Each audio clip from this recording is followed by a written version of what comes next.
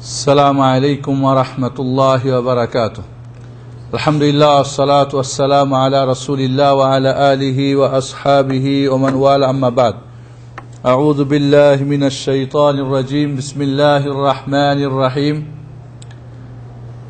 لتجدن أشد الناس عداوة للذين آمنوا اليهود والذين أشركوا وقال سبحانه ولن ترضى عنك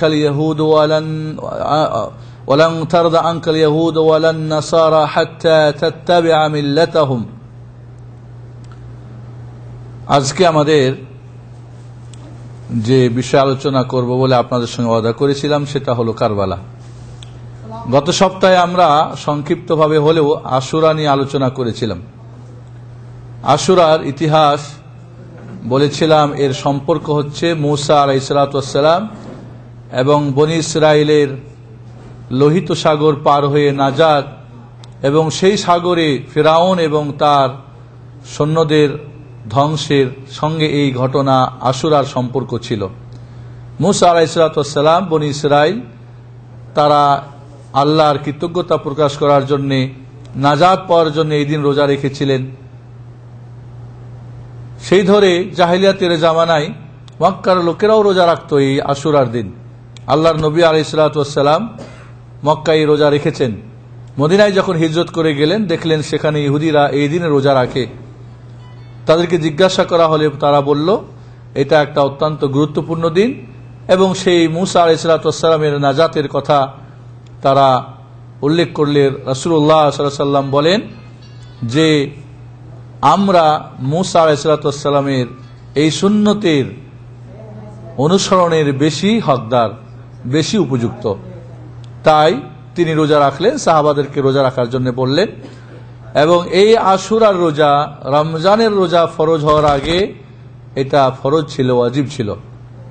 রমজানের রোজা যখন ফরজ হয়ে গেল তখন এই আশুরার রোজা সুন্নত হয়ে গেল এবং আল্লাহর নবী ঘোষণা করলেন যে এই দিনের একটি রোজা রাখলে আল্লাহ রাব্বুল আলামিনের কাছে আমি আশাবাদী অতীতের এক বছরের গুনাহ খাতা আল্লাহ মাফ করে দেবেন। সুবহানাল্লাহিল আযীম। আল্লাহর নবী আলাইহিস সালাম আশুরার রোজাকে যেভাবে খোঁজ খবর নিতেন, তালাশ করতেন, রমজানের পরে অন্য কোনো রোজার ব্যাপারে এতটা গুরুত্ব দিতেন না। এবং তিনি বলেছেন যে আফজালুস সিয়ামি বাদা রমাদান সিয়ামু শাহরিল্লাহিল মুহাররম। রমজানের পরে সর্বোত্তম রোজা হচ্ছে কি? মুহররমের, আল্লাহর মাস মুহররমের রোজা। এই জন্যে এই দিনে আল্লাহর নবী আলাইহিস সালাম মদিনার অলিগলিতে লোক পাঠিয়ে দিয়েছিলেন, যারা আজকে কিছু খেয়ে ফেলেছ আর বাকি দিন খাবে না, যারা রোজা রেখেছ রোজা পূর্ণ করবে। এমনকি ছোট ছোট বাচ্চাদেরকেও তারা এই রোজাটা রাখাতেন।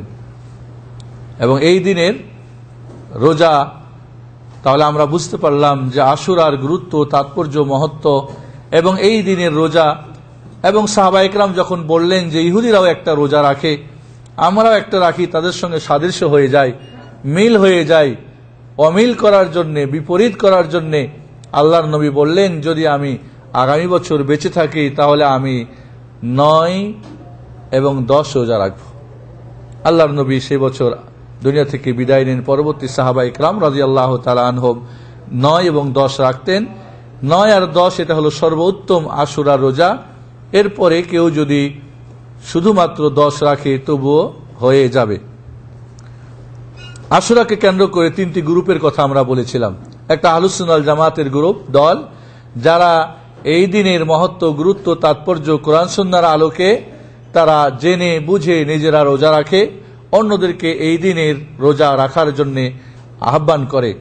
এবং এই মুহররমে আশুরাকে কেন্দ্র করে রোজা ছাড়া, সিয়াম ছাড়া অন্য কোনো আর ইবাদত নেই। দান খায়রাত, খানা পিনা ইত্যাদি ইত্যাদি আলোচনা, কোরআন খানি, অমুক খানি, তমুক খানি, অন্য কোনো যত কিছু আছে সিয়াম ছাড়া সবই কি? বিদাত, সবই বিদাত। দ্বিতীয় গ্রুপ শিয়া রাফিজিরা, যারা এই দিনটাকে শোকের দিন এবং কি বলে দুঃখের দিন, মাতম করার দিন, হায়সানের দিন, শিরক কুফুরের দিন এবং বেদাত কুসংস্কারের দিন বানিয়ে নিয়েছে। এবং রাসূল সাল্লাল্লাহু আলাইহি ওয়াসাল্লামের মৃত্যুর 50 বছরের মর্মান্তিক শাহাদাত হোসেন রাদিয়াল্লাহু তাআলার ঘটনার সঙ্গে এই সমস্ত কোরআন হাদিসকে মিশিয়ে দিয়ে সব এগুলিকে নাকচ করে দিয়েছে, বলে রোজা টোজা নাই এবং জাল হাদিস বানিয়েছে।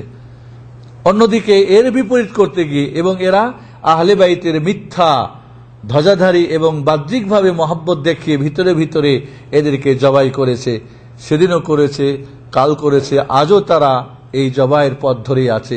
ইসলাম ও মুসলমানকে ধ্বংস করার জন্য শিয়া রাফেজিদের কালো ইতিহাস যারা পড়েছে জেনেছে তাদের কাছে অজানা নেই, কিন্তু যারা মূর্খ অথবা যারা ওদের মিথ্যার সাগরে ডুবে গিয়েছে, বিষাদ সিন্ধুর মতো মিথ্যার সাগরের যারা পাঠক পাঠিকা হয়েছে, এই আকীদায় বিশ্বাসী হয়েছে, তারা তো কুফুর, শিরিক, বিদআত এবং অপসংস্কারের মধ্যে লিপ্ত হয়েছে। তৃতীয় দল আহলে বাইতের বিপরীত নাসিবি খারেজিরা, এরা এদের ঘৃণা করতে গিয়ে এই দিনে খানা পিনা এবং যত আনন্দ ফুর্তি, গোসল, ভালো কাপড় চোপড় এবং সুরমা লাগানোর জাল হাদিস বানিয়েছে। দুইটি বাতিল, সত্য হলো যা কোরআন ও সুন্নাহর আলোকে আমরা বলেছি। ইনশাআল্লাহ আমরা সবাই যথাসাধ্য চেষ্টা করব নিজে এবং অন্যকে, পরিবারকে আগামী আসছে শুক্রবার 9 তারিখ এবং শনিবার 10 তারিখ রোজা রাখবো এবং রাখাবো ইনশাআল্লাহ। আজকে কারবালার ইতিহাস, আমরা আশুরা মানে কারবালা বুঝি, কারবালাটা কি আমাদের বোঝা দরকার। কারবালা এই ইতিহাস রাসূলুল্লাহ সাল্লাল্লাহু আলাইহি ওয়াসাল্লাম মৃত্যুর কত বছর পরে বলছে? 50 বছর পরে। তাহলে এই 50 বছর ইতিহাস না জেনে লাভ দিয়ে গিয়ে কিছু কারবালার মধ্যে পড়ে, তাহলে কি ইতিহাস বুঝবে? কখনোই না। এই জন্য আপনাদেরকে একটু সামনে নিয়ে যাই, আমার সঙ্গে একটু বিবেক দিয়ে বুদ্ধি দিয়ে বুঝবার চেষ্টা করুন। সারা পৃথিবীতে যখন অন্ধকার আচ্ছন্ন,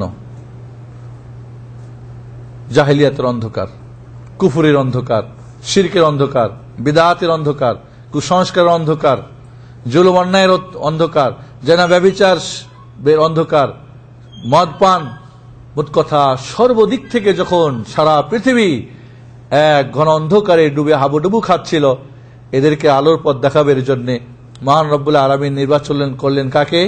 সর্বশ্রেষ্ঠ আদম সন্তান, সৈয়দুল আম্বিয়া আল মুরসালিন, খাতামুন নবীন, সৈয়দ ওয়ালাদ বানি আদম মুহাম্মদুর রাসূলুল্লাহ সাল্লাল্লাহু আলাইহি ওয়াসাল্লামকে পাঠালেন তার কাছে ঐশী বাণী কোরআনের আলো। এবং এই অন্ধকারে আচ্ছন্ন মানুষগুলিকে কুফর থেকে টেনে ইমানের পথে, শিরক থেকে টেনে তাওহীদের পথে, বেদাত থেকে টেনে সুন্নাতের পথে, অন্যায় অবিচারের পথ ছেড়ে দিয়ে সুবিচার সুন্দর পথে এই পথহারা দিশাহারা মানুষগুলিকে পথ দেখানোর জন্য, দিশা দেখানোর জন্য, এদেরকে আলোর পথে নেওয়ার জন্য আল্লাহু ওয়ালিউল্লাযীনা আমানু ইখরিজুহুম মিনাজ-যুলুমাতি ইলান-নূর। আল্লাহ মুমিনদের ওয়ালি, বন্ধু, পরম বন্ধু, তিনি অন্ধকার থেকে টেনে এদেরকে আলোর পথে নিয়ে আসেন। শিরকের অন্ধকার, কুফরের অন্ধকার, পাপাচারের অন্ধকার, অন্যায় বিচারের অন্ধকার ইত্যাদি ইত্যাদি, অজ্ঞতার অন্ধকার, কুশিক্ষা অশিক্ষার অন্ধকার, তাওহীদের দিকে, ইমানের দিকে, আলোর দিকে। তাই আলো দিয়ে পাঠালেন কাকে? কাকে? রাহমাতুল্লাহ আলামিন, এই পৃথিবীর শান্তির দূত মুহাম্মদুর রাসূলুল্লাহ সাল্লাল্লাহু আলাইহি ওয়াসাল্লাম। তিনি তার অক্লান্ত পরিশ্রম দেওয়া শুরু করলেন, মক্কার মানুষকে আহ্বান করলেন, কুলু লা ইলাহা ইল্লাল্লাহ তুফলিহু, তোমরা বলো আল্লাহ ছাড়া আর কোনো মাবুদ নেই, তাহলেই তোমরা কল্যাণকামী হবে। সব ধরনের অন্ধকার দূর হবে, আলো তোমাদের কাছে বিকশিত হবে, উদ্ভাসিত হবে, আলোর পথ তোমরা পেয়ে যাবে, জাহেলিয়াতের অন্ধকার দূর হবে। কিন্তু ওই অন্ধকার যারা ডুবেছিল, খুব অল্প সংখ্যক মানুষ অন্ধকার থেকে আসার চেষ্টা করল। 13টি বছরে অল্প কিছু মানুষ এই নূরের আলোর পথ পেয়ে গেল। আর বেশিরভাগ মানুষ, বড় বড় সর্দার যারা, নেতাজি যারা, আবু জাহাল, আবু লাহাব, উতবা, শাইবা, এরা বলল না, এই মুহাম্মদের আলো যদি জ্বলে যায়, আমাদের অন্ধকার গলিতে আমরা যা উল্টোপাল্টো করি সব বন্ধ হয়ে যাবে, আমাদের নেতৃত্ব কর্তৃত্ব সব খর্ব হয়ে যাবে। তাই মুহাম্মদকে বাধা দিতে হবে। বিভিন্ন ধরনের শারীরিক, মানসিক, অর্থনৈতিক, সামাজিক, রাজনৈতিক সর্বাত্মকভাবে মুহাম্মদকে হত্যার জন্য ষড়যন্ত্র বিভিন্নভাবে তার উপরের ভুঁড়ি চাপিয়ে দিয়ে, তাকে ইত্যাদি করে কাটা বিছিয়ে, বাড়ির মধ্যে খানা পানের মধ্যে ধুলোবালি দিয়ে, তাকে পাগল বলে, তাকে জাদুঘর বলে, তাকে কবি বলে তিরস্কার, বিভিন্ন ধরনের চাপ তার উপর সৃষ্টি করলো। কিন্তু তিনি মুহাম্মদুর রাসূলুল্লাহ সাল্লাল্লাহু আলাইহি ওয়াসাল্লাম, পথহারা পথ ভুলা মানুষের বন্ধু, রাহমাতুল্লাহ আলামিন, তিনি কি করলেন? তার পথে শক্ত হাতে তিনি দায়িত্ব পালন করতে শুরু করলেন। এক পর্যায়ে মক্কার দারুন নাদওয়া, মক্কার পার্লামেন্টে বিল পাস হয়ে গেল। এই পৃথিবীর সবচাইতে শান্তিকামী রাষ্ট্র, এই পৃথিবীর শান্তির দূত রাহমাতুল্লিল আলামিনকে দুনিয়া থেকে কি করতে হবে? বিদায় করে দিতে হবে। এর আগে তারা অনেক কিছুই করেছে, তায়েফে মেরেছে, রাসূলকে বিভিন্ন ধরনের নির্যাতন করেছে, কিন্তু এবার লাস্ট ওদের সিদ্ধান্ত, মুহাম্মদকে দুনিয়া থেকে কি করতে হবে? বিদায় করে দিতে হবে। দারুন নাদওয়া, মক্কার পার্লামেন্টে বিল পাস হয়ে গেল। 100 জন যুবককে নির্বাচন করে একসঙ্গে মেরে মুহাম্মদকে শেষ করে দিতে হবে। নাউজুবিল্লাহ। আল্লাহর হাবিব মুহাম্মদুর রাসূলুল্লাহ সাল্লাল্লাহু আলাইহি ওয়াসাল্লামকে তার প্রিয় বন্ধু মহান রব্বুল আলামিন জানিয়ে দিলেন হিজরতের কথা। তাই তিনি গারে সাউরে গিয়ে 3 দিন আত্মগোপন করে আবু বকরকে সাথে নিয়ে তিনি মদিনায় পৌঁছলেন। মদিনায় গিয়ে কি শেষ? না, এই মদিনার কিছু মানুষ ইতিমধ্যে আলোর পথ পেয়ে গেছে, শান্তির পথ পেয়ে গেছে, তাওহীদের পথ বুঝেছে, সুন্নতের পথ বুঝেছে, আলোর শিক্ষার আলো বুঝেছে এবং হানাহানি, মারামারি, খুন খারাপি ছাড়তে শিখেছে। এই লোকগুলিকে মুহাম্মদ সহ কিভাবে সমূলে খতম করে দেওয়া যায়, মূলোৎপাটন করে দেওয়া যায়, এই জন্যে এই সত্যের বিরুদ্ধে, এই হকের বিরুদ্ধে, এই আলোকে নিভানোর জন্য ইউরিদুন আলিউতফিউ নূরাল্লাহ ওয়াল্লাহু মুতিম্মু নূরিহি ওয়ালাউ কারিহাল কাফিরুন। অন্য আয়াত আছে ওয়ালাউ কারিহাল মুশরিকুন। কাফের মুশরিকরা এই বাতিকে আলোকে নিভে দিতে চায়, শান্তিকে অশান্তি দিয়ে ভরে দিতে চায়, তাওহীদকে শিরক দিয়ে, সুন্নতকে বেদাত দিয়ে, ন্যায়কে অন্যায় দিয়ে, মোট কথা অন্ধকারেই তারা থাকতে চায়। মুহাম্মদুর রাসূলুল্লাহ সাল্লাল্লাহু আলাইহি ওয়াসাল্লাম হিজরত করে মদিনায় গেলেন। কিছু মানুষ সেখানে আশ্রয় দিলেন, আনসার। কিছু মানুষ হিজরত করে মুহাজির হয়ে গেলেন। তারা তাদের জান মাল, স্ত্রী পরিবার, ছেলে মেয়ে, ধন দৌলত, তাদের সূর্য বীর্য সব কিছুকে উৎসর্গ করে দিয়ে আল্লাহর দিন কায়েমের জন্য, আল্লাহর তাওহীদ কায়েম করার জন্য, আল্লাহর নূরকে প্রতিষ্ঠিত করার জন্য, আলোকে এবং অন্ধকারকে দূর করার জন্য তারা সর্বাত্মকভাবে তাদের প্রচেষ্টা চালাতে লাগলেন। কিন্তু দুশমনরা চতুর্দিক দিয়ে ঘিরে বসলো এই নবজাত ইসলাম শিশুটাকে। কি করে একে সমূলেই খতম করা যায়? 5টা দল তৈরি হলো। কয়টা দল? আজও সেই 5টা দল রয়েছে মূল, যদিও ছোট ছোট অনেক দল। মক্কার মুশরিক কাফেররা তো আছেই, নাম্বার 1 আবু জাহালের দল। 2 নাম্বার, যেখানে তিনি হিজরত করে গেলেন ঘরের দুশ্মন তৈরি হয়ে গেল মুনাফিকের দল। বাইরে মুসলমান, দাড়ি টুপি, নামাজ পড়ে 5 ওয়াক্ত, মুহাম্মদ সাল্লাল্লাহু আলাইহি ওয়াসাল্লামের পিছনে, কিন্তু ভিতরে ভিতরে ওই মক্কার কাফের মুশরিকদের সঙ্গে তাদের কি আতাত নেটওয়ার্ক। এর সঙ্গে আরেকটা দল কঠিন ভাবে আকার ধারণ করলো, তারা হলো ইহুদির দল। এরা তাওরাত পড়ে জানিয়েছিল যে শেষ নবী এই মদিনায় আসবে, হিজরত ভূমি হবে, ওই জন্য তারা অপেক্ষা করতেছে। কিন্তু তারা যখন দেখলো যে মুহাম্মদ সাল্লাল্লাহু আলাইহি সাল্লাম তাদের বনি ইসরাইলের জাতির নয়, ইসহাক আলাইহিস সালাতু, কি বলে আপনার ইব্রাহিম আলাইহিস সালাতু ওয়াস 2 সন্তান, একটা ইসহাক আর একটা হলো কি ইসমাইল। ইসহাক হলো সারা রাদিয়াল্লাহু আনহার পেটের, আর ইসমাইল হলেন হাজের আলাইহিস সালাতু রাদিয়াল্লাহু আনহার পেটের। তারা জানতো এটা বনি ইসরাইল অর্থাৎ ইয়াকুব আলাইহিস সালাতু ওয়াস সালামের গোত্র থেকে আসবে। ইসমাইলের গোত্র থেকে যখন আসলে এটা তারা মেনে নিতে পারলো না। তারা চিনতো মুহাম্মদকে যে এই হলো সেই শেষ নবী, এবং এই জন্য তারা এখানে হিজরতকে অপেক্ষা করছে। ইয়ারিফুনাহু কামা ইয়ারিফুনা আবনাআহুম, নিজের সন্তানকে বাবা মা যেমন চিনতে ভুল করে না, ঠিক অনুরূপ ইহুদিরা ভুল করে না এই মুহাম্মদকে চিনতে আলাইহিস সালাতু ওয়াস সালাম। কিন্তু হিংসায় পড়ে লা ওয়ালাম তারদা আনকাল ইয়াহুদ ওয়ালান নাসারা হাত্তা তাত্তাবিআ মিল্লাতাহুম, তাদের ধর্ম না মানা ছাড়া কখনোই তারা রাজি হবে না। যাই হোক, ইহুদিদের সম্পর্কে আল্লাহ রাব্বুল আলামিন সূরা ফাতিহায় বলে দিয়েছেন গায়রিল মাগদুবি আলাইহিম, কারা? আল্লাহর গজবপ্রাপ্ত দলকে, ইহুদি যারা জানে কিন্তু আমল করে না। ওয়ালাদ দাল্লিন, নাসারা যারা না জেনে অনেক আমল করে। আজও মুসলমানদের মধ্যে এমন আছে না নাই? একদল না জেনে করে, একদল জেনে করে না। কোরআনের প্রথম সূরায় এই ইহুদি খ্রিস্টানের দুই দুশ্মনের কথা আল্লাহ উল্লেখ করেছেন, করেন না করেন নাই? ঘরের দুশ্মন, এরপরে কি কাফের মুশরিকদের কথা সূরা বাকারা পড়েন। মুমিনদের 5টা আয়াত আলোচনা করার পরে কাফেরদের আলোচনা এসেছে। ইন্নাল্লাযীনা কাফারু সাওয়াউন আলাইহিম আনযারতাহুম আম লাম তুনযিরহুম লা ইউমিনুন খাতামাল্লাহু আলা কুলুবিহিম ওয়া আলা সামঈহিম ওয়া আলা আবসারিহিম গিশাওয়া ওয়া লাহুম আযাবুন আলীম। কাফেরদের কথা আল্লাহ দুশমনদের কথা বলে দিয়েছেন। এরপরে মুনাফিকদের 13টি আয়াতে ওমিনান নাস মান ইয়াকুলু আমান্না বিল্লাহ, এই মুনাফিকদের কথা আল্লাহ বলেছেন।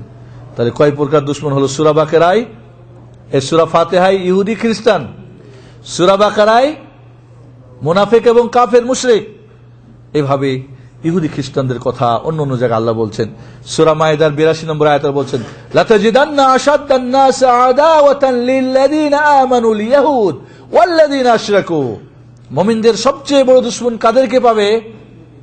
ইহুদিদেরকে এবং মুশরিকদেরকে।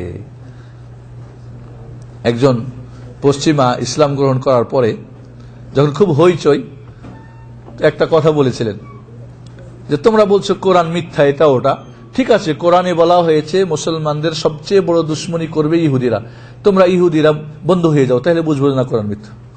দেখাই দাও আমাদেরকে। ইয়া আইয়ুহাল্লাযীনা আমানু লা তাত্তাখিযুল ইয়াহুদা ওয়ান নাসারা আউলিয়া বা'দুহুম আউলিয়াউ বা'দ। হে মুমিনরা, খবরদার, ইহুদি খ্রিস্টানকে বন্ধু বানায় নিবে না, তারা কিন্তু একে অপরের কি বন্ধু। আল্লাহর নবী বলেন আল কুফফারু মিল্লাতুন ওয়াহিদা, ইহুদি হোক, খ্রিস্টান হোক, মুনাফিক হোক, আর কি বলে মুশরিক কাফের হোক।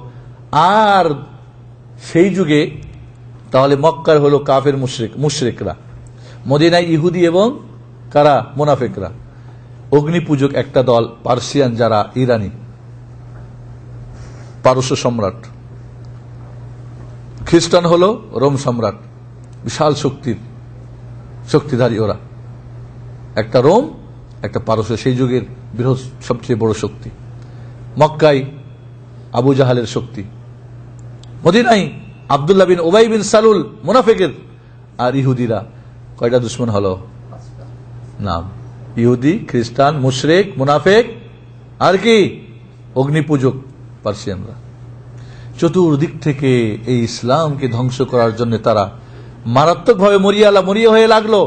কিন্তু মুহাম্মদুর রাসূলুল্লাহ সাল্লাল্লাহু আলাইহি ওয়াসাল্লাম এমন কিছু কর্মী পেয়ে গেলেন, মুহাম্মদুর রাসূলুল্লাহ ওয়াল্লাযীনা মাআহু আশিদ্দাউ আলাল কুফফারি রুহামাউ বাইনাহুম, এমন কিছু লোক পেয়ে গেলেন তাওহীদ যারা বুঝে নিল, তাওহীদের আলো যারা, ঈমানের আলো পেয়ে গেল, এরা কাফেরদের প্রতি কঠিন এবং মুমিন একে অপরে অত্যন্ত বন্ধু। এরা বিভিন্ন দল মত গোত্র সব ভেঙে দিয়ে এরা তাওহীদের প্ল্যাটফর্মে এক হয়ে গেল। ওয়াতাসিমু বিহাবলিল্লাহি জামিআন ওয়া লা তাফাররাকু ওয়াযকুরু নি'মাতাল্লাহি ইয কুনতুম আ'দাআন ফাআল্লাফা বাইনা কুলুবিকুম ফাআসবাহতুম বিনি'মাতিহি ইখওয়ানা। তাওহীদের প্ল্যাটফর্মে সবাই ভাই ভাই হয়ে গেল। আউস খাজরাজের বয়াসের যুদ্ধ 100 বছর ধরে চলেছিল, কিন্তু এই তাওহীদের আলো সব মিটিয়ে দিল। কুরাইশদের বহু দল উপদল গোত্রমূত্র ছিল, সব ভেঙে চুরকার হয়ে গেল, সব এরা আপোষের মধ্যে বন্ধু হয়ে গেল। তবে এই চতুর্দিকের দুশ্মনরা বসে থাকলো না। আল্লাহর হাবিব মুহাম্মদুর রাসূলুল্লাহ সাল্লাল্লাহু আলাইহি ওয়াসাল্লাম বিদায় নিলেন দুনিয়া থেকে। বলছিলাম কারবালার ইতিহাস বোঝার জন্য পিছনের ইতিহাস জানতে হবে, দুশ্মনদেরকে চিহ্নিত করতে হবে কারা দুশ্মন আমাদের। আল্লাহর হাবিব আলাইহিস সালাতু ওয়াস সালাম 11 হিজরিতে বিদায় নিলেন, রবিউল আউয়াল মাসের 12 তারিখ, আমরা সবাই জানি। খলিফা নির্বাচন হলেন কে? নির্বাচন হলেন আবু বকর রাদিয়াল্লাহু তাআলা আনহু। আবু বকর রাদিয়াল্লাহু তাআলা আনহু 11 হিজরি থেকে 13 হিজরি পর্যন্ত প্রায় 2.5 বছর খুব শক্ত হাতে খেলাফত পরিচালনা করলেন। রাসূলের মৃত্যুর সাথে সাথে এই সমস্ত দুশমনরা একটু মাথাচাড়া দিয়ে উঠেছিল, কিন্তু আবু বকর এমন শক্ত মানুষ, শক্ত হাতে দমন করলেন। ওসামার যুদ্ধ দল পাঠিয়ে দিলেন। ওমর বললেন আবু বকর যারা যাকাত দিতে বিরত থাকবে, রাসূলের যুগে যারা আলাইহিস সালাতু ওয়াস সালাম ছাগলের একটা বাচ্চা দিত, উট বাঁধার একটা কি বলে দড়ি দিত, এখন যদি না দেয় আমি ওদেরকে সঙ্গে যুদ্ধ করব। ওমর বললেন, আবু বকর, এরা যে নামাজ পড়ে কিভাবে এদের সঙ্গে যুদ্ধ করবেন, এদের কিভাবে হত্যা করবেন? বলল ওমর, আজব্বারুন ফিল জাহিলিয়া ওয়া খাওয়ারুন ফিল ইসলাম। আরে জাহিলিয়াতে তুমি ছিলে কঠিন, আর এখন ইসলামে তুমি হয়ে গেছো বুজদিল। তুমি, তোমার অন্তরে কোনো হিম্মত নেই, মনের মধ্যে কোনো শক্তি নেই, তুমি দুর্বল।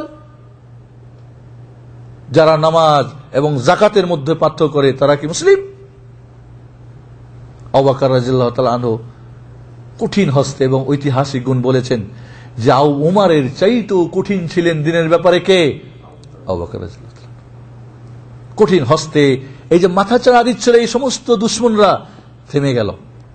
আরবের বিভিন্ন জায়গায় মুশরিকরা, এদিকে কিন্তু আল্লাহর নবী আলাইহিস সালাতু ওয়াস সালাম তার জীবদ্দশায় ইহুদিদেরকে মদিনা ছাড়িয়ে কোথায় পাঠিয়ে দিয়েছিল? খাইবারে। ওমর ফারুক রাদিয়াল্লাহু তাআলা আনহুর যুগে, যাই হোক পরে আসি আমরা, আবু বকর রাদিয়াল্লাহু তাআলা আনহু 2.5 বছর পর দুনিয়া থেকে বিদায় নিলেন। খেলাফতে আসলেন কে? 13 হিজরি থেকে 23 হিজরি পর্যন্ত খেলাফতে আসলেন ওমর ফারুক রাদিয়াল্লাহু তাআলা আনহু। ওমর ফারুকের সম্পর্কে আপনারা জানেন, ইবলিস শয়তান যদি দেখতো এই গলি দিয়ে ওমর চলছে তো অন্য গলি দিয়ে চলতো। জিন শয়তান, মানুষ শয়তান তাকে দেখে ভয় পেত, নাম শুনলেই অন্তরে কম্পন শুরু হতো। এবং ওমর রাদিয়াল্লাহু তাআলা আনহু কঠিন মানুষ ছিলেন। তার এই কঠোর হস্তে, তার ভয়ে এবং তার সৈনিকদের ভয়ে, মুজাহিদদের ভয়ে সমস্ত এই 5 প্রকার দুশমনরা মাথা নিচু করে ভিতরে ভিতরে তাদের নেটওয়ার্ক এবং তাদের কল্পনা জল্পনা চালাতে থাকলো সুযোগের সদ্ব্যবহার করার জন্য। ওমর ফারুক রাদিয়াল্লাহু তাআলা আনহু দুনিয়া থেকে বিদায় হলেন। এবং ওমর ফারুককে মারল কে? মুগিরা বিন শুবা রাদিয়াল্লাহু তাআলা আনহুর একটা গোলাম ছিল, অগ্নিপূজক। কি পূজক? অগ্নিপূজক। ভালো তীর ধনুক বানাতে পারত। তখনকার তো বিমান বাহিনী ছিল কি তীর আর ধনুক, দূর থেকে হত্যা করা, তীর মারার জন্য। তো বারবার ওমর ফারুকের কাছে তিনি চিঠি লিখলেন যে ভালো বানাতে পারে তাকে মদিনায় নিয়ে যাওয়া হোক, এবং মদিনাতে তার জন্য কি করা হোক, একটা ভালো তীর ধনুক সাপ্লাই দিবে আমাদের জন্য। ওমর ফারুক রাদিয়াল্লাহু তাআলা ইতিমধ্যে কিন্তু ইহুদির দলকে, ওরা দূর থেকে ষড়যন্ত্র, আমি ইতিহাস লম্বায় যাচ্ছি না, রাসূলের যুগে ইহুদিরা, মুনাফিকরা, কাফেররা বদর, ওহুদ যুদ্ধ, হুনাইন কিভাবে করেছে এগুলি আমি যাচ্ছি না, কিন্তু তাদের দুশমনী সবার জানা, যার ইতিহাস জানি। ওমর ফারুক এদের ইহুদিদেরকে আরব উপদ্বীপ থেকে ভাগাই দিলেন। আরব উপদ্বীপের মধ্যে জাজিরাতুল আরবে এদের কোনো স্থান নেই। এরা বাইরে চলে গিয়ে সুযোগ পেল আরো ভিতরে ভিতরে ষড়যন্ত্র করার। যাই হোক, ওমর ফারুক রাদিয়াল্লাহু তাআলা আনহুকে মুগিরা বিন শুবার ওই গোলাম দাস কি করলো? বিষ মাখা বল্লম দিয়ে তাকে আহত করলো ফজরের নামাজের সময়। তিনি শেষ পর্যন্ত দুনিয়া থেকে বিদায় হলেন।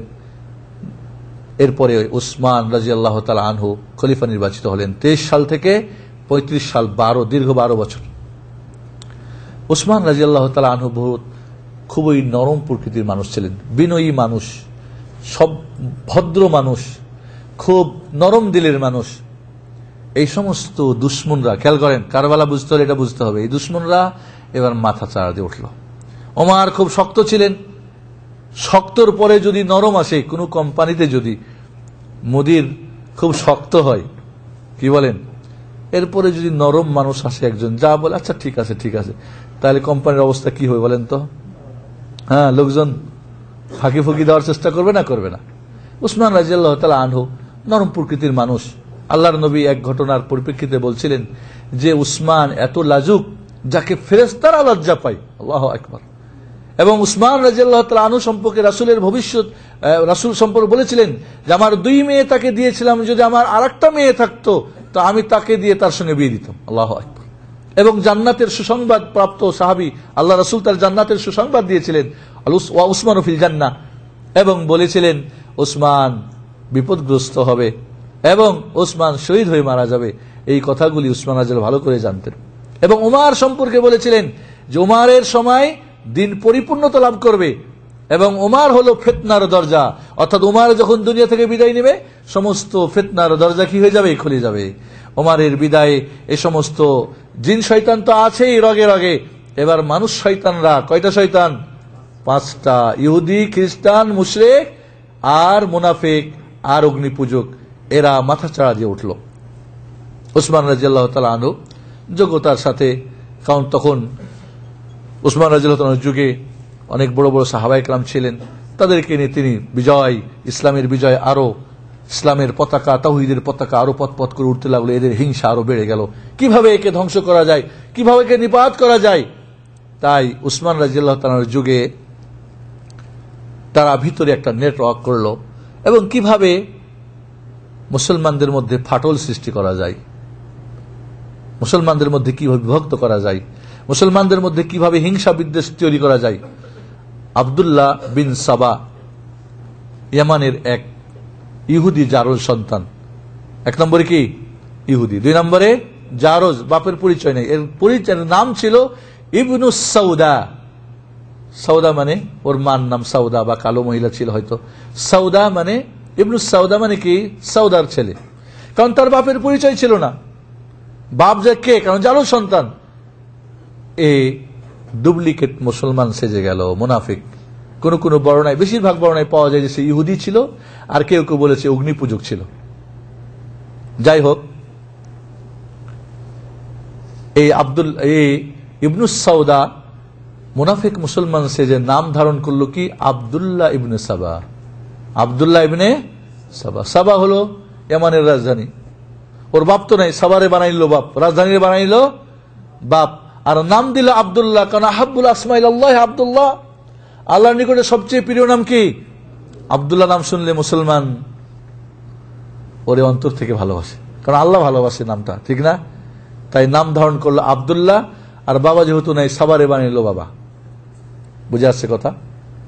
এবার আব্দুল্লাহ বিন সাবা ওসমান রাদিয়াল্লাহু তাআলার বিরুদ্ধে অপপ্রচার শুরু করলো, মানুষের কান ভাঙানি শুরু করলো। কি শুরু করলো? গ্রামে গ্রামে যাই, মিশরে প্রথম শুরু করলো, মিশর থেকে বাসরা, কুফা, কারণ এখানে সবচেয়ে মুনাফিকের আখড়া বেশি, ঠিক আছে, অগ্নি পূজকদের আখড়া বেশি। এখানে সব ধরনের মানুষ গজা খিচুড়ি এক জায়গায় আছে। সে বলল গ্রামে গ্রামে যাই, কয় তোমাদের এই গ্রামে কোন একজন কি রাজ্য পরিচালনার দায়িত্ব পালন করে, বড় কোন অফিসার? কয় না তো। কয় কে করে? কয় মদিনার মানুষ। কয় এরা সব উসমানের মানুষ। তো গ্রামের কি হাল চাষা আর ছাগল চড়া আর ভূমি চাষ করার লোক কি রাজ্য চালাবে নাকি, অফিসার হবে নাকি? কিন্তু সাধারণ মানুষ তো ঠিকই তো, আরে আমাকে একটা লোক দেয়। কয় ওসমান কোরআন জ্বালিয়েছে। হ্যাঁ, এখন যদি আপনাদের কেউ গিয়ে বলে যে ইসলামিক সেন্টার দেখে আসলাম, সাইফুদ্দিন বিলাল কোরআন জ্বালাচ্ছে, সাধারণ মানুষের মনে কি হবে বলেন তো? কোন কোরআন জ্বালালো, কেন জ্বালালো, কি হলো, এত কিছু কি জিজ্ঞাসাবাদ করবে? উসমান রাদিয়াল্লাহু তাআলার যুগে অনারবরা যখন ইসলাম গ্রহণ করলো, এরা কোরআন 7 ভাবে পড়া যেত। আরবদের 7টা গোত্র ছিল, 7 ভাবে এই কোরআনকে পড়ার একটা সিস্টেম ছিল, লাহাজা বলে। যেরকম মালিক ইয়াউমিদ্দিন, মালিক ইয়াউমিদ্দিন, মাল্লাক ইয়াউমিদ্দিন, ইহদিনাস সিরাতাল মুস্তাকিম, ইহদিনাস সিরাতাল মুস্তাকিম, ইহদিনাদ দিরাতাল মুস্তাকিম। এভাবে তাদের উচ্চারণ এরকম ছিল। তো অনারবরা যখন ইসলামে দীক্ষিত হলো, এই পড়া নিয়ে, কোরআন পড়া নিয়ে একে অপরের মধ্যে লেগে যায় ভেজাল। উসমান রাদিয়াল্লাহু তাআলা আনহু মাজলিসে সূরা ডাকলেন, পার্লামেন্টে বসে ফয়সালা করলেন, আচ্ছা কোরআনকে যদি একভাবে পড়া যায় তাহলে কেমন হয়? কুরাইশদের, কারণ কুরাইশরা হলো মূল, তো বলেন ওকে, কুরাইশদের যে পড়ার পদ্ধতি রেখে বাকি পদ্ধতিগুলি বন্ধ করে দেওয়া হলো, এবং সারা পৃথিবীতে যেখানে সেই যুগে কোরআন ছিল অন্যান্য ভাবে পড়ার লিখা, এগুলিকে সব কালেকশন করে আগুন দিয়ে জ্বালিয়ে দিলেন, যাতে করে এই ভেজাল আর জন্ম না নেয়। এটা ইজমা হয়েছে সাহাবায়ে কেরামদের। উসমান কোথায়? তাহলে সাধারণ পাবলিকের কাছে ও উস্কানি দিতে শুরু করলো, আরে উসমান জানো কোরআন জ্বালিয়েছে, কেমন লোকে? উসমানকে কেউ দেখেছে? উসমানের ইবাদত জানে? উসমানের রাসূলের কে? এতটি সাধারণ মানুষ আপোষে এই একটা দুর্নাম জানেন না? এই কথাগুলি কত দ্রুত চলে, হাওয়ার চাইতে দ্রুত। এইভাবে ফিতনা। আল্লাহর নবী আলাইহিস সালাতু ওয়াস সালাম, আবু বকর, ওমর হজ পিরিয়ডে তারা কসর নামাজ পড়েছেন, ওসমান ফুল নামাজ পড়েছে কসর না পড়ে। জোহর আসর এশা 4 রাকাত করে পড়েছে। আসলে ওসমান রাদিয়াল্লাহু তাআলা আনহু পড়ার একটা কারণ ছিল, সেই বছরে গ্রামগঞ্জ থেকে সাধারণ পাবলিক, ছাগল চড়ারা, রাখালরা হজ করতে আসে এবং তিনি ভাবলেন যদি এখন আমি হাফ নামাজ পড়ি, কসর করি, এই সমস্ত লোক মনে করবে নামাজ এখন 2 হয়ে গেছে 4-এর জায়গায়, গিয়ে এরা 2 পড়া শুরু করবে। কেউ কি এত জিজ্ঞাসাবাদ করবে? এমনটা হয় না যে অনেক সময় একজন আলিমকে দেখে ও হয়তো অনিচ্ছাকৃত করেছে বা ইচ্ছাকৃত ভুল করেছে, ওর দেখা দেখি সবাই করে না। ওসমান রাদিয়াল্লাহু তাআলা আনহু এই জন্য কসর পড়েন নাই, কি করেছিলেন? ফুল নামাজ পড়েছিলেন। জায়েজ আছে মুসাফির অবস্থায় ফুল পড়া, তবে উত্তম কি কসর পড়া, যদিও কোনো মাযহাবে ওয়াজিব বলেছেন কসর পড়া মুসাফির অবস্থায়। এই ধরনের ষড়যন্ত্র মানুষের কাছে বলা বলি শুরু করল এবং একটা ফিতনা। সাধারণ পাবলিক এত যাচাই বাছাই না। 5 বছর 10 বছর একটা দল আমার দেশে দেখেন না জুলুম করে, অন্যায় করে, অবিচার করে, ভোটের সময় একটা বিড়ি খেয়ে গিয়ে ওকে ভোট দেয় না। তারপরে আবার যারা মরে গেছে ওদের কথা বললে ওদের মহব্বতে গিয়ে ভোটটা দেয়, করে না। সাধারণ পাবলিকের পাইলেন কি? বিশাল এক ফিতনা, এই বিরুদ্ধে উসমান রাদিয়াল্লাহু বিরুদ্ধে এই ধরনের একটা হইচই। 14 জন মানুষ আব্দুল্লাহ বিন সাবার নেতৃত্বে মদিনায় সশস্ত্র প্রবেশ করল এবং উসমান রাদিয়াল্লাহু তাআলা আনহুর বাড়ি ঘেরাও করে তাকে হত্যার ষড়যন্ত্র নিয়ে লিপ্ত হল। সাহাবা ইকরাম, বিশেষ করে মুআবিয়া রাদিয়াল্লাহু তাআলা আনহু তখন সিরিয়ার গভর্নর, উসমান রাদিয়াল্লাহু তাআলার কাছে লিখলেন বা নিজে আসলেন, বললেন আপনি বলেন এই মাত্র 14 জন মানুষ, এদের সঙ্গে আমরা যুদ্ধ করি? বলেন না, আমার জন্য, আমার রক্তের জন্য আর একজনের রক্তপাত হয়ে, এটা আমি চাই না। এবং স্মরণ করলেন রাসূলের ভবিষ্যৎবাণী, আমি বিপদগ্রস্ত হব, আমি শহীদ হয়ে মারা যাব। তা যখন আমি শহীদ হয়েই মারা যাব, তা আমাকে কেন্দ্র করে মুসলমানদের 2টা দলে মারামারি হয়ে আরো খুন খারাপই হবে, এটা দরকার নেই, আমাকে যেতে দাও এভাবে।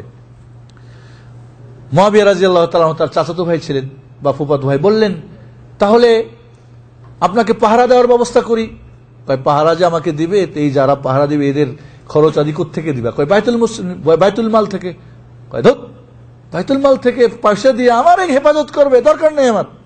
তো বলেন তাহলে আপনি যদি মারা যান, হত্যা হন, তাহলে আপনার ওয়ালি, আপনার এই খুনের দায়িত্ব আমাকে দিতে হবে। কয় ঠিক আছে, দিলাম, যাও। বুঝাচ্ছে কথা? কারবালা বুঝতে হলে এই কথাটা বুঝতে হবে, কারণ একটার সঙ্গে আরেকটা কি রয়েছে, মিল রয়েছে। এদিকে উসমান রাদিয়াল্লাহু তাআলা আনহু কে পাহারা দেওয়ার জন্য আলী রাদিয়াল্লাহু তাআলা আনহু তার ছেলে হাসান হোসেনকে পাঠিয়ে দিলেন, যাও তোমার খালুকে পাহারা দাও। সাহাবায়ে কেরাম পাহারা দেন। যুদ্ধের দল বাইরে যাবে, বলেন 14 জন মানুষ মাত্র, আমরা এদেরকে। উসমান রাদিয়াল্লাহু তাআলা তার ভবিষ্যৎবাণী, রাসূলের ভবিষ্যৎবাণী শুনে ভাবলেন, এবং খুব নরম প্রকৃতির মানুষ ছিলেন, এই ফাসাদ, যুদ্ধ, বিগ্রহ, মারামারি, হানাহানি পছন্দ করতেন না। উসমান রাদিয়াল্লাহু তাআলা আনহু বললেন সবাই তোমরা যার যার জায়গাতে চলে যাও। বললেন এটা কেমন করে হয় আপনাকে ছেড়ে আমরা চলে যাব আর ওরা আপনাকে এসে হত্যা করবে? কয় দেখো, আমাকে তোমরা আমিরুল মুমিনিন মানো? বলে হ্যাঁ অবশ্যই মানি। আমিরুল মুমিনের নির্দেশ মানতে হবে তোমরা জানো? বলে অবশ্যই জানি। আমি তোমাদের উসমান বিন আফফান আমিরুল মুমিন নির্দেশ করছি, যার যার ঘরে চলে যাও, আমাকে কোনো প্রকার পাহারা হেফাজত করতে হবে না। সবাই বাধ্য হয়ে আমিরের কথা শুনে যার যার ঘরে ফিরে গেলেন। হাসান হোসেনও ফিরে গেলেন। এরা সাথে সাথে উসমান রাদিয়াল্লাহু তাআলা কোরআন পড়তেছিলেন, তারা ঘরে ঢুকে উসমানকে নির্মমভাবে হত্যা করল। শহীদ হয়ে গেলেন উসমান বিন আফফান যুন-নূরাইন রাদিয়াল্লাহু তাআলা আনহু। তার স্ত্রী নাইলা বাধাইতে গিয়ে তার হাতের আঙ্গুল কেটে দিল ওরা। আলী রাদিয়াল্লাহু তাআলা খবর পেয়ে হাসান হোসেনের বুকের মধ্যে এত জোরে আঘাত করলেন, মাটির মধ্যে এরা চিটপটাং করে দিলেন। তোমরা বেঁচে থাকতে, কয় তিনি আমাদেরকে বাধ্য করেছেন আসতে। বাবা, এই সশস্ত্র দল মাত্র 14 জন। এরা হলো, একটা কথা আমরা বাংলা ভাষায় বলি, আমাদের গ্রাম্য অঞ্চলের কথা, যে যদি একটা গোয়াল ঘরে 99টা গরু বাঁধা থাকে আর একটা যদি ছুটা থাকে, এই একটা প্রত্যেকটার পিছনে গিয়ে গুতা মারবে না? 100 জন শান্তিকামী মানুষের অশান্তি করার জন্য একজন মানুষ যথেষ্ট। কি বলেন? মদিনার মানুষ তারা শান্তিকামী, আপোষের মধ্যে ভাই ভাই। ওই লোকগুলিও নামাজ পড়তেছে মসজিদ নবীতে, তারাও মুসলমান। কি ব্যাপার, কি হয়ে যাচ্ছে? কারণ বিষয়টা এক ফিতনা, এদের প্রতিহত করতে হবে, এদেরকে মারতে হবে, পিটতে হবে, খুন। উসমান আমির নিষেধ করে দিয়েছেন। আর এক বাধা। যাই হোক, মদিনার শান্তিকামী মানুষরা এক বিভীষিকাময় অবস্থায় পড়ে গেলেন। বড় বড় সাহাবা একরাম মদিনা ছেড়ে গ্রামে পালিয়ে গেলেন। এমনকি আলী রাদিয়াল্লাহু তাআলা তিনিও মদিনা ছেড়ে গ্রামে চলে গেলেন। এই কুচক্রী দল আব্দুল্লাহ বিন সাবা, ইহুদির এই জারুদ সন্তানের দল, ইসলামের ঘোর শত্রু, এরা হুমকি দেওয়া শুরু করলো, যদি তোমরা খলিফা নির্বাচন না করো, আমরা খলিফা নির্বাচন করব, আর নয় বড় বড় মুখ সাহাবী এদেরকেও দুনিয়া থেকে বিদায় করে দেব। এরা হুমকি দেওয়া শুরু করলো। সাহাবা একরাম বিপাকে পড়ে গেলেন। তারা পরামর্শ করে সিদ্ধান্ত নিলেন আলী রাদিয়াল্লাহু তাআলা আনহুকে এই দায়িত্ব দিতে হবে, খেলাফতের দায়িত্ব। আলী রাদিয়াল্লাহু তাআলা নাই মদিনায়। তাকে খোঁজ খবর নিয়ে গ্রাম থেকে ধরে নিয়ে আসা হলো। সবাই বললেন, ভাই, এই দায়িত্বর উপযুক্ত আপনি ছাড়া আর কেউ নেই আমাদের মধ্যে। আলী রাদিয়াল্লাহু তাআলা বারবার এই দায়িত্ব এই কঠিন মুহূর্তে না নেওয়ার জন্য তার অপারগতা স্বীকার করলেও সবাই মিলে বাধ্য করে কি করলেন, আলী রাদিয়াল্লাহু তাআলা খলিফা বানিয়ে তার হাতে সবাই মিলে বায়াত করলেন।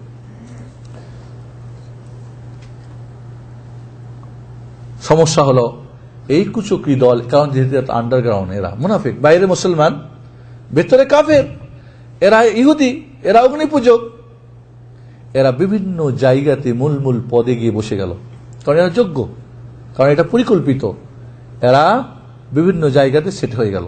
আশেপাশে আলী রাদিয়াল্লাহু তাআলার ঘরে সামনে এসে বলে, আলী রাদিয়াল্লাহু তাআলা আনহুর খুব প্রশংসা করে, বাইরে গিয়ে দুই ধরনের কথা, যুল ওয়াজহাইন বলে, দুই মুখী।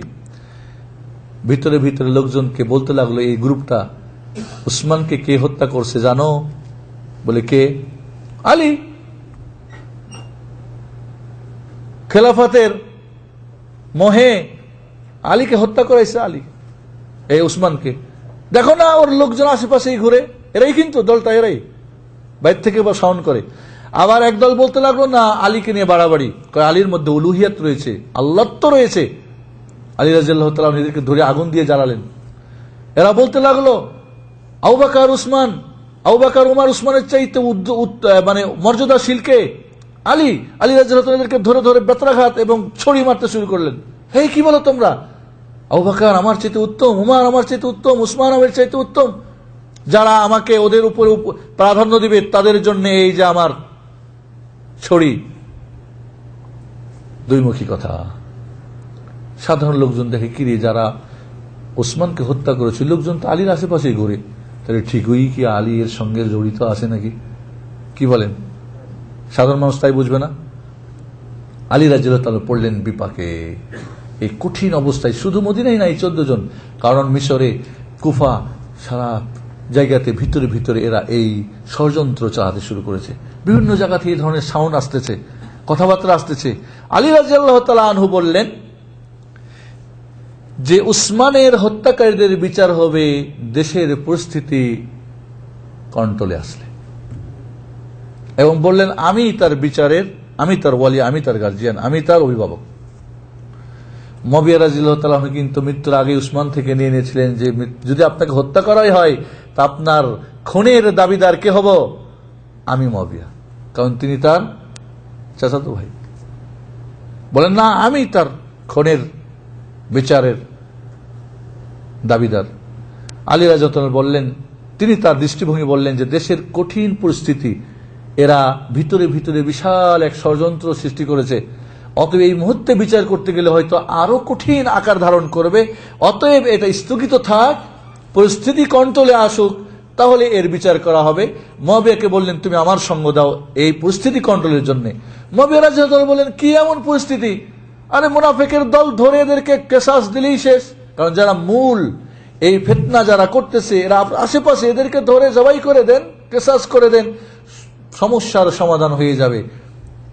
এই দৃষ্টিভঙ্গি কার? মুআবিয়া বিন আবি সুফিয়ান রাদিয়াল্লাহু তাআলা। দুই দিক থেকে দুইটা দৃষ্টিভঙ্গি রাজনৈতিক ভাবে কি ঠিক আছে না নাই? মুয়াবিয়াকে জিজ্ঞেস করা হলো, আপনি কি আলীকে মানেন না খলিফা হিসেবে? অবশ্যই মানি। আপনি কি আলীর চাইতে নিজেকে উত্তম মনে করেন? বলে অবশ্যই না। তবে আমার একটা কথার তোমরা জবাব দাও, আমার ভাইকে যে নির্মমভাবে হত্যা করা হয়েছে এবং ওই লোকগুলি তার আশেপাশেই ঘুরতেছে, বিচার করতে পারবে না বলে তাদেরকে কিছু বলতেছেন না, আমার ভাইয়ের রক্তের দাবি করার আমার অধিকার আছে না নাই? সবাই বলল অধিকার তো আছে। বিশেষ করে উসমান রাদিয়াল্লাহু তাআলা আনহুর রক্ত মাখা জামা এবং তার স্ত্রী নাইলার হাতের আঙ্গুল কেটে দেওয়া কুফায় নিয়ে যাওয়া হলো। কাকে দেওয়া হলো? মুয়াবিয়া রাদিয়াল্লাহু তাআলা। মুয়াবিয়া রাদিয়াল্লাহু জুমার দিনে খুতবার সময় বলো, দেখো কি বলো তোমরা, এই মাজলুমের বিচার চাওয়ার অধিকার আমার আছে না নাই? সবাই বলল অবশ্যই। যে দেখবে সেই বলবেন কি বলেন, ঠিক না বেঠিক? তার ওই দিক থেকে একদিক থেকে যেমন ঠিক, এটাও ঠিক। আলী রাদিয়াল্লাহু তাআলা কারণ সারা দেশের কথা ভাবতেছেন, মুসলিম রাজ্যের কথা। মুয়াবিয়া রাদিয়াল্লাহু বললেন, আপনি ভয় করছেন কেন? আমার কাছে বিশাল শক্তি, আপনি আমার কাছে দিয়ে দেন। বলেন যে এই দায়িত্ব আমি কাকে দিলাম? বিচারের দায়িত্ব মুয়াবিয়াকে দিলাম। আপনার এই কথা বলার অধিকার আছে, আমারও নেওয়ার অধিকার আছে। এইখানে দুই ধরনের মত হয়ে গেল। আর এই দুই ধরনের মত হওয়াতে এই কুচক্রী দলের কি হয়ে গেল? সুযোগটা বেড়ে গেল। খেয়াল করেন, কিন্তু কারবালা বুঝতে হলে এই কথাটা বুঝতে হবে। কারবালায় কোথায় গিয়ে পৌঁছলো? আলী রাদিয়াল্লাহু তাআলা আনহু এই মতের উপরে থাকলেন, মুয়াবিয়া তার মতের উপরে থাকলেন। এইভাবে ফিতনা কঠিন। আলী রাদিয়াল্লাহু তাআলা চাচ্ছেন কন্ট্রোল করতে, কিন্তু সম্ভব হচ্ছে না। একদিক থেকে মুয়াবিয়া রাদিয়াল্লাহু তাআলার সিদ্ধান্ত যে এই ফিতনার যারা মূল হোতা, এদেরকে শেষ করলেই ফিতনা শেষ, দমে যাবে। এই কথা আলী রাদিয়াল্লাহু তাআলা আনহু তার চিন্তা ভাবনায় তিনি নিতে পারছেন না, তার গবেষণায় আসতেছে না। মা আয়েশা, খেয়াল করেন, মা আয়েশা রাদিয়াল্লাহু তাআলা আনহা উমরা করার জন্য মক্কায় গেলেন। এই কঠিন অবস্থা, এই ফিতনার সময় মক্কায় যখন গেলেন, মক্কায় কিছু সাহাবী তাকে বুঝালেন যে আপনি উম্মুল মুমিনিন, মুমিন জাতির মা, রাসূলের স্ত্রী, আপনার সম্মান, মান, ইজ্জত, আপনার স্থান অনেক ঊর্ধ্বে। এই যে আজ মুসলিম রাজ্যে কঠিন অবস্থা ধারণ করে যাচ্ছে, আরো বাড়তে আছে, আপনি যদি এদেরকে একটু বলেন তাহলে হয়তো এগুলি এরা মেনে নেবে, সাধারণ পাবলিক।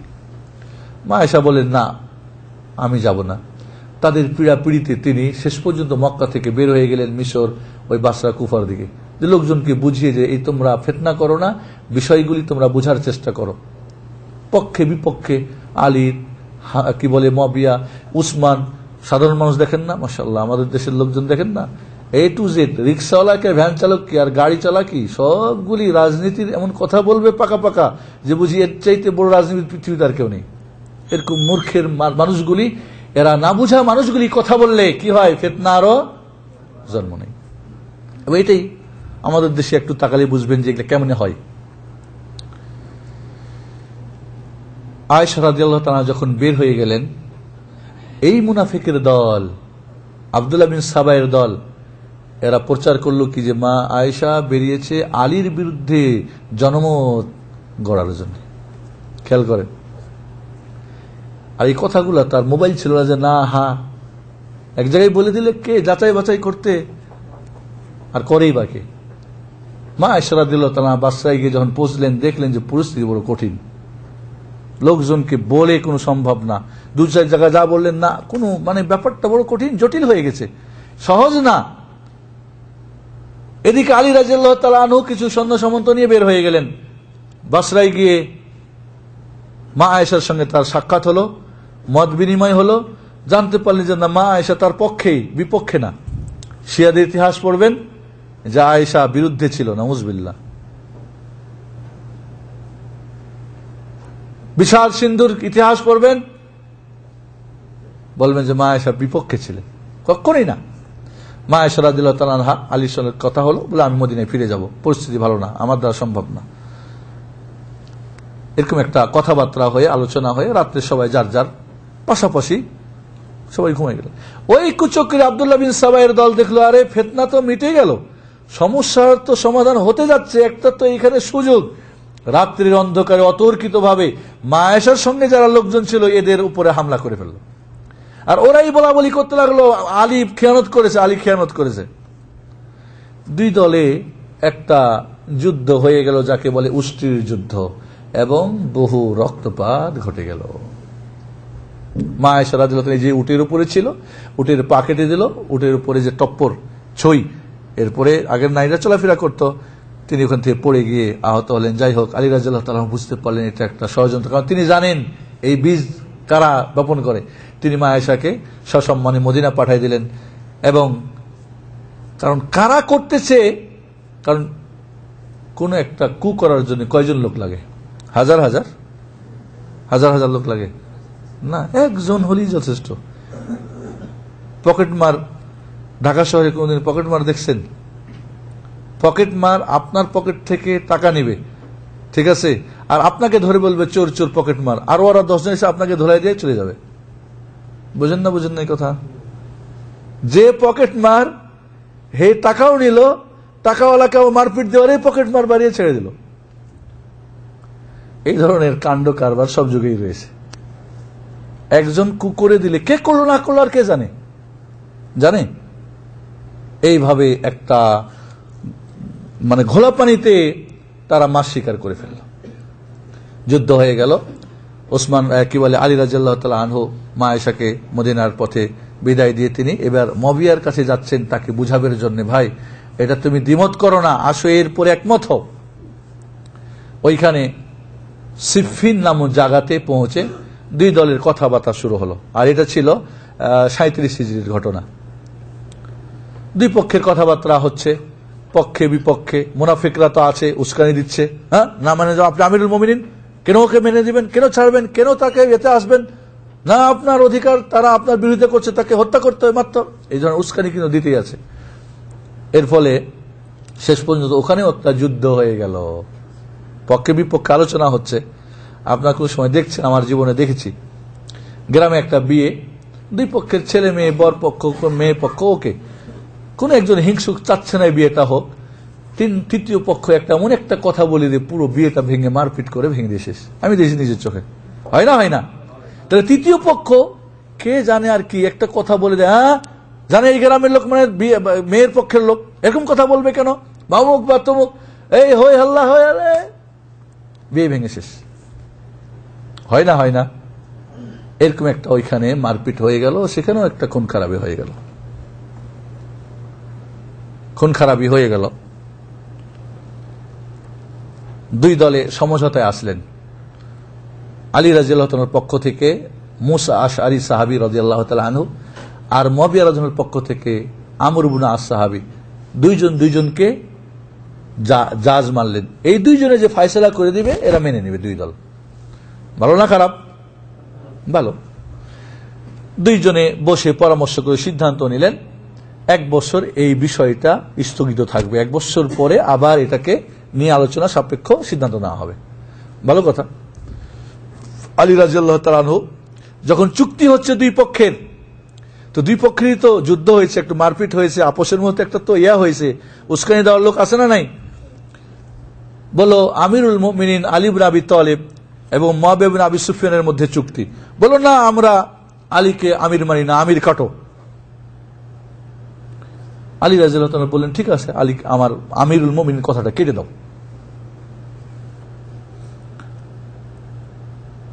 এইখানে আলী রাদিয়াল্লাহু তাআলা আনহুর পক্ষের লোকরা দুইটা দলে বিভক্ত হয়ে গেল। খেয়াল করেন কারবালা কোথায় গিয়ে লাগতেছে, খেয়াল করেন, কারণ এইটুক না বুঝলে কারবালা গিয়ে বোঝা কঠিন। আলী রাদিয়াল্লাহু পক্ষের যারা লোক ছিল কয় দল হলো? একটা খারেজি মানে বের হয়ে চলে গেল, এবং মুয়াবিয়া আলী যত ছিল সবকে কাফের ফতোয়া দিয়ে তারা হারুরা নামক একটা গ্রাম ছিল কুফায়, ওইখানে গিয়ে সারা রাত তাহাজ্জুদ পড়ে, কোরআন পড়ে, আর সারাদিন রোজা রাখে। এদের ভবিষ্যৎবাণী মুহাম্মদুর রাসূলুল্লাহ সাল্লাল্লাহু আলাইহি ওয়াসাল্লাম করে গেছেন, যারা দিন থেকে ওইভাবে বের হয়ে যাবে, তাদের নামাজের কাছে তোমাদের নামাজ, তাদের রোজার কাছে তোমাদের রোজা, তোমাদের ইবাদত তাদের ইবাদতের কাছে তুচ্ছ মনে করবে, কিন্তু তাদের ইসলাম, কোরআন পড়বে কিন্তু কোরআন এই হুলকুমের ভিতরে যাবে না।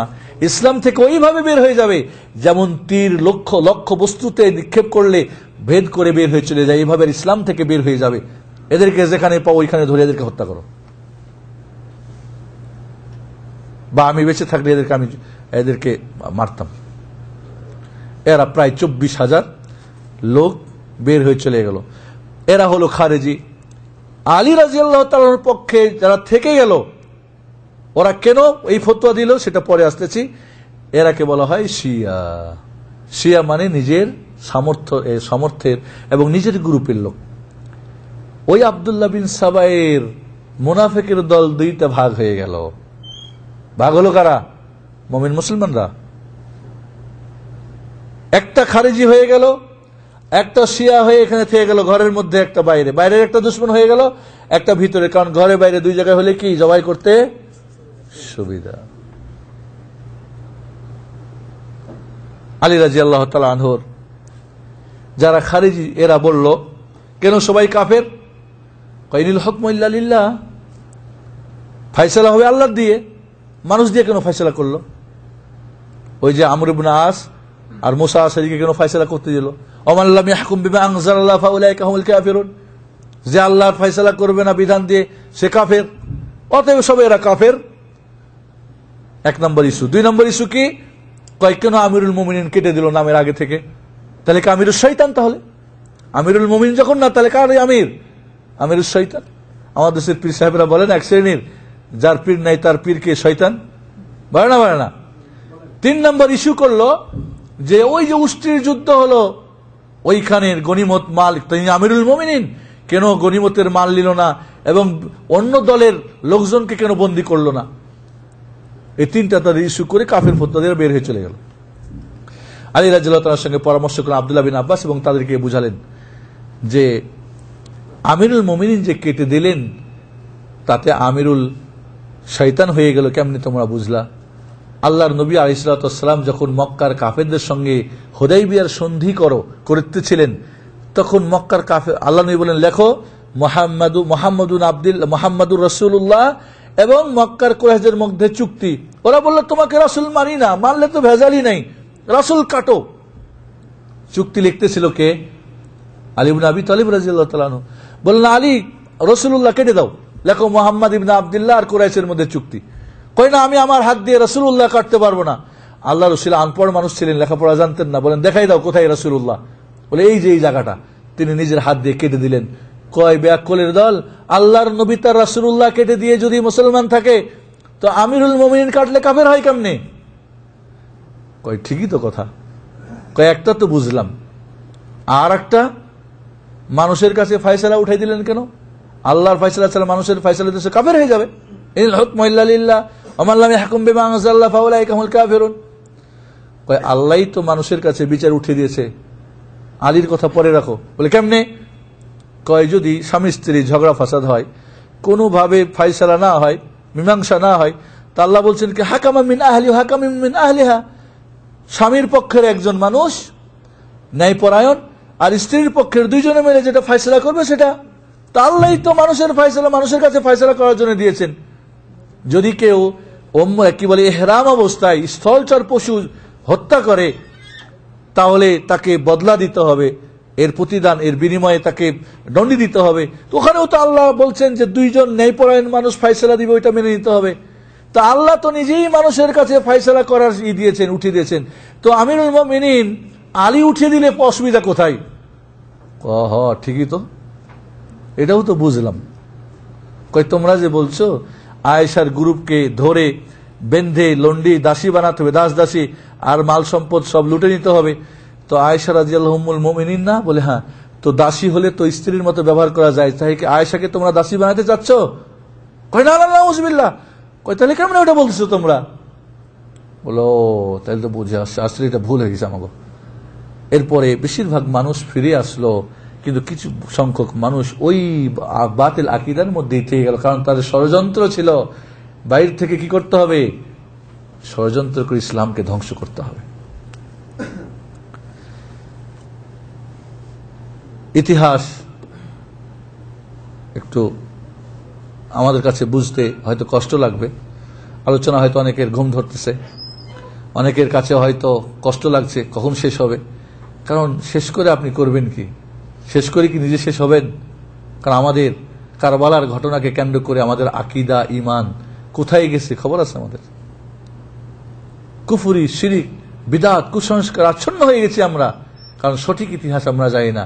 এই কুচক্রী দলের বানানো ইতিহাস আমাদের দেশে পড়া হয়। কি মাদ্রাসা, কি মক্তব, কি ইউনিভার্সিটি, আর কি কলেজ।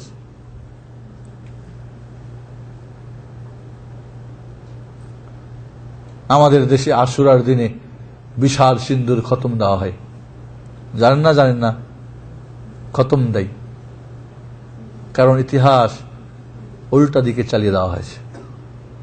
অরিজিনাল ইতিহাসকে দাফন করে ঢেকে রেখে মিথ্যা ইতিহাস লিখে দিয়ে মুসলমানের সন্তানরা পড়াচ্ছে এবং এই ধরনের আকীদা তারা বিশ্বাস করে।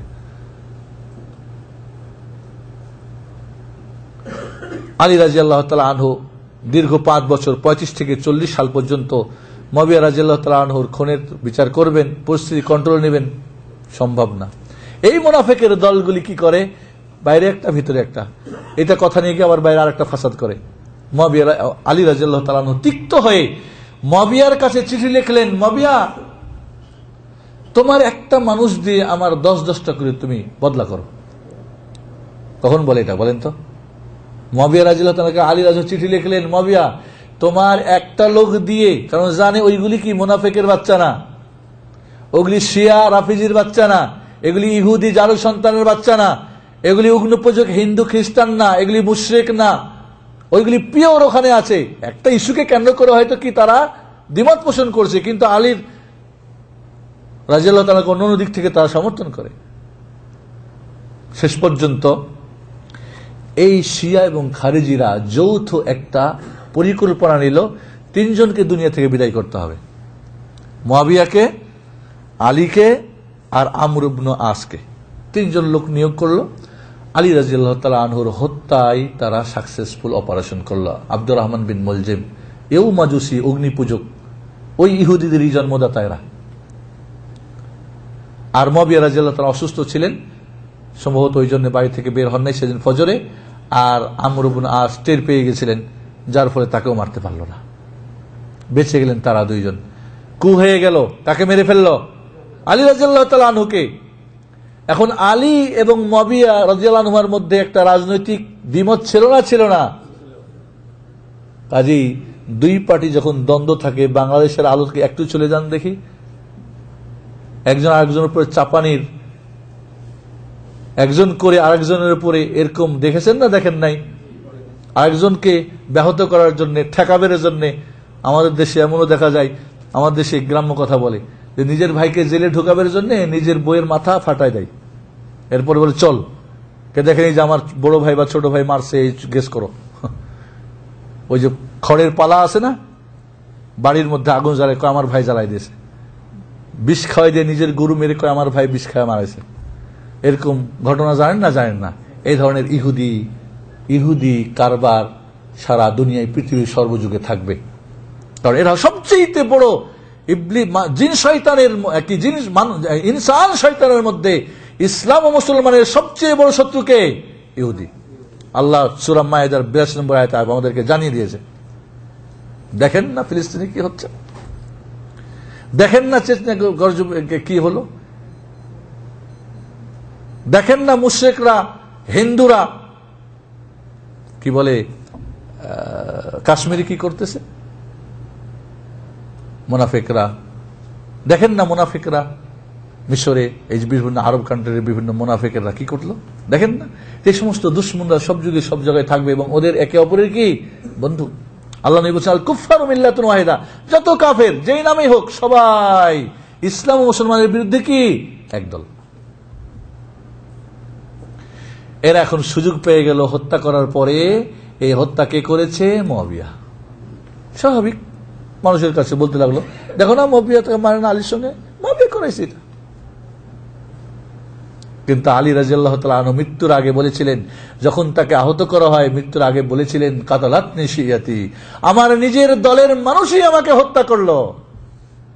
এ কথা আজও শিয়াদের কিতাবে রয়েছে, আমাদের কিতাব বাদ দেন, আমাদের ইতিহাস বাদ দেন, ওদের কিতাবাদের মধ্যে আজও এই কথাটা লেখা রয়েছে, তারা মেটাতে পারে নাই।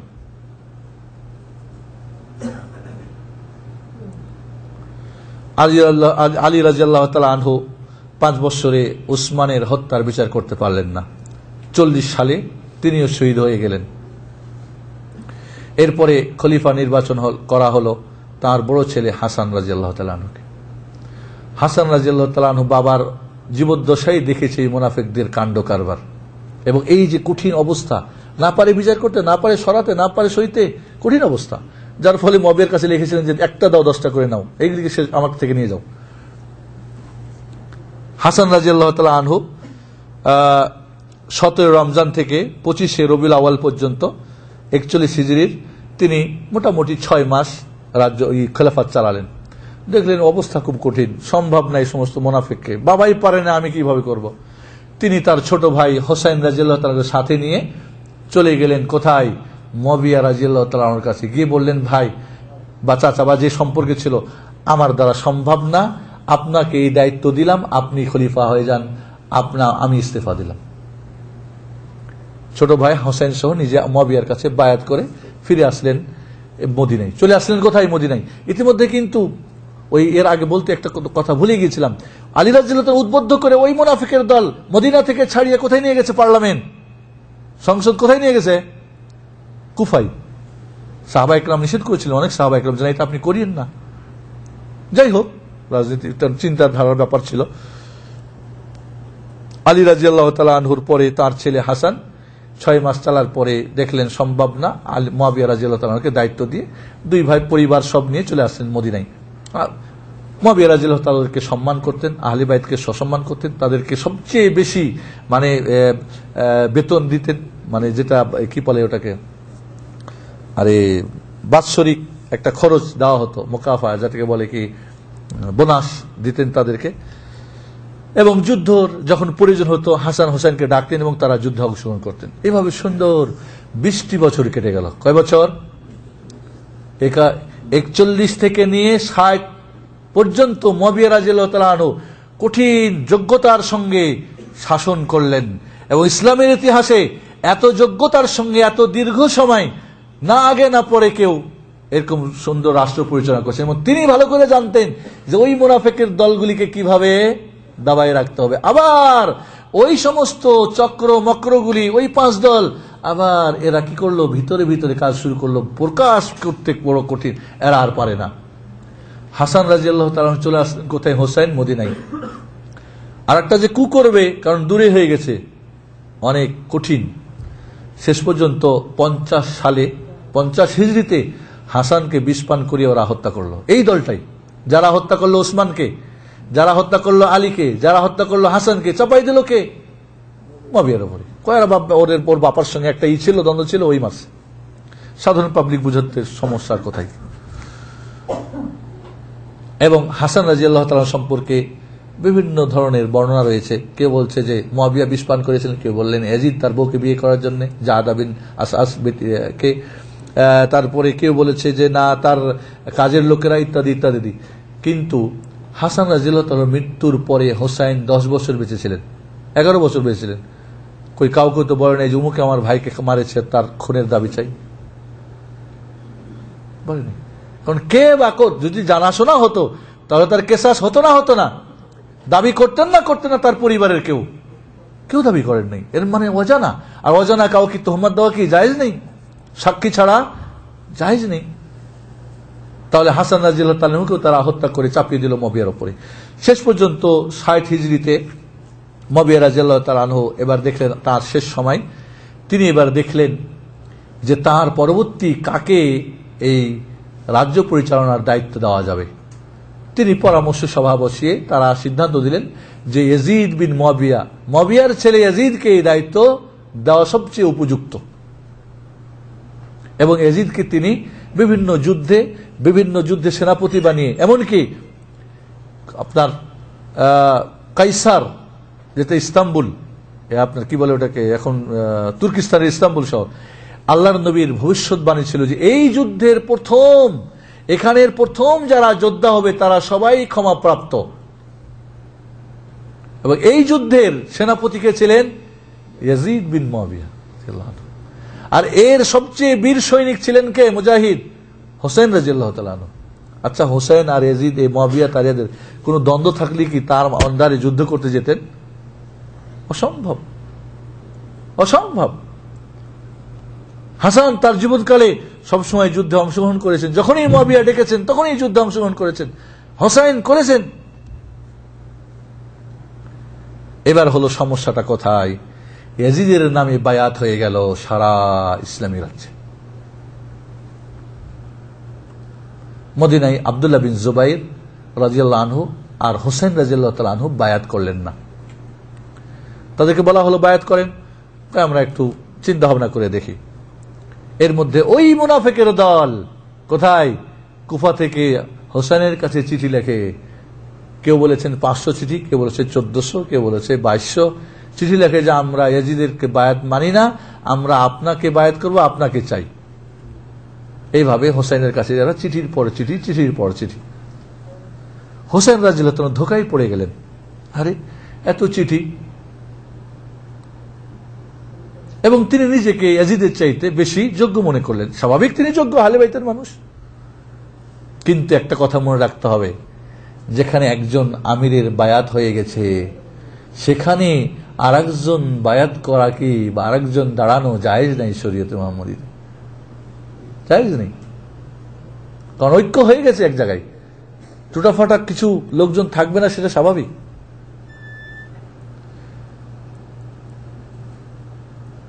এই সমস্ত চিঠি পাওয়ার পরে হোসেন রাদিয়াল্লাহু তাআলা আনহু ধোঁকায় পড়ে গেলেন। তার চাচাতো ভাই মুসলিম বিন আকিল, খেয়াল করেন, মুসলিম বিন আকিলকে বললেন যাও কুফাতে গিয়ে দেখো পরিস্থিতি কি।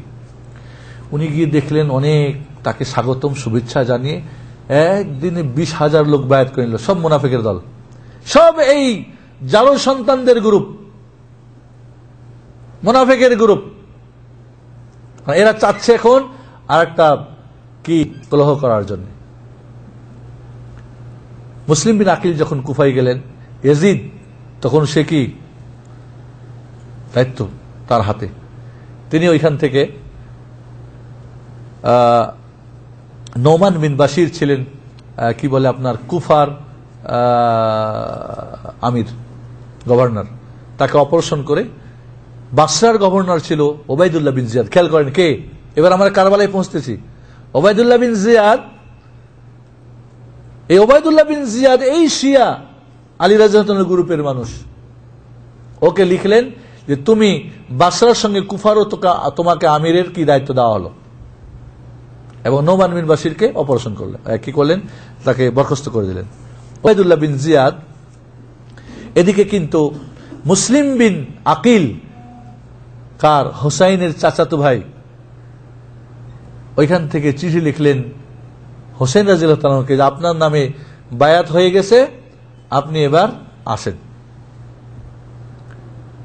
সকালবেলার ঘটনা, সন্ধ্যার পরে কি বলে মুসলিম বিন আকিলের সঙ্গে 4,000 লোকজন নিয়ে গভর্নর হাউসে তারা হামলা করল। তারা গেট টেট লাগায় ভিতরে ঢুকে গেল।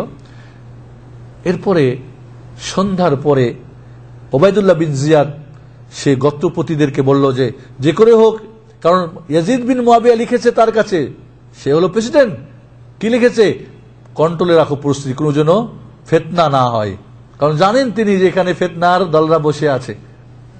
ওবায়দুল্লাহ বিন জিয়াদ, আল্লাহ ভালো জানেন তার অন্তরের কথা, সেই গ্রুপের, কারণ শিয়া গ্রুপেরই লোক, সে লোকজন দিয়ে বিভিন্নভাবে মুসলিম বিন আকিলের পাশ থেকে মানুষকে সরাতে লাগলো টাকার বিনিময়ে, বিভিন্ন চাপের মুখে।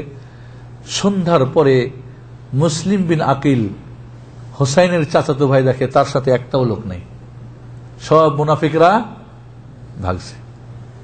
বিপাকে পড়লেন, কোথাও রাস্তাঘাট চিনেন না।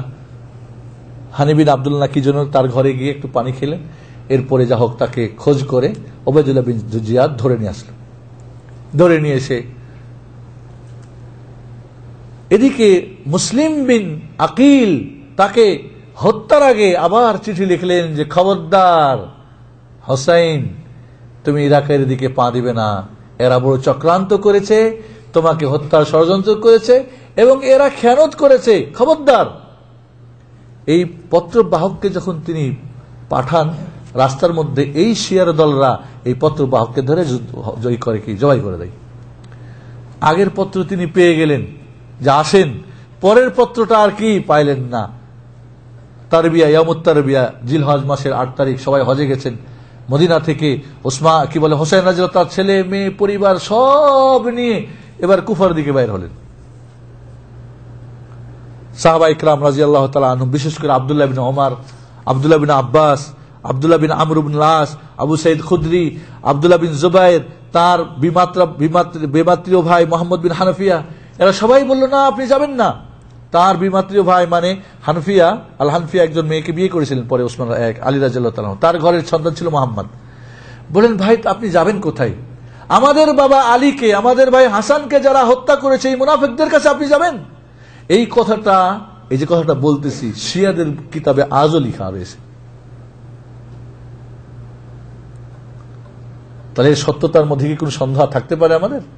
তাদের যে বিশ্বস্ত কিতাব তার মধ্যে আজও এই কথাটা লেখা আছে মোহাম্মদ বিন হানফিয়ার, যে কাদের কাছে যাচ্ছ তুমি ভাই, বা আপনি যাচ্ছেন কার কাছে? যারা আমাদের বাবাকে, আমাদের বড় ভাইকে হত্যা করেছে।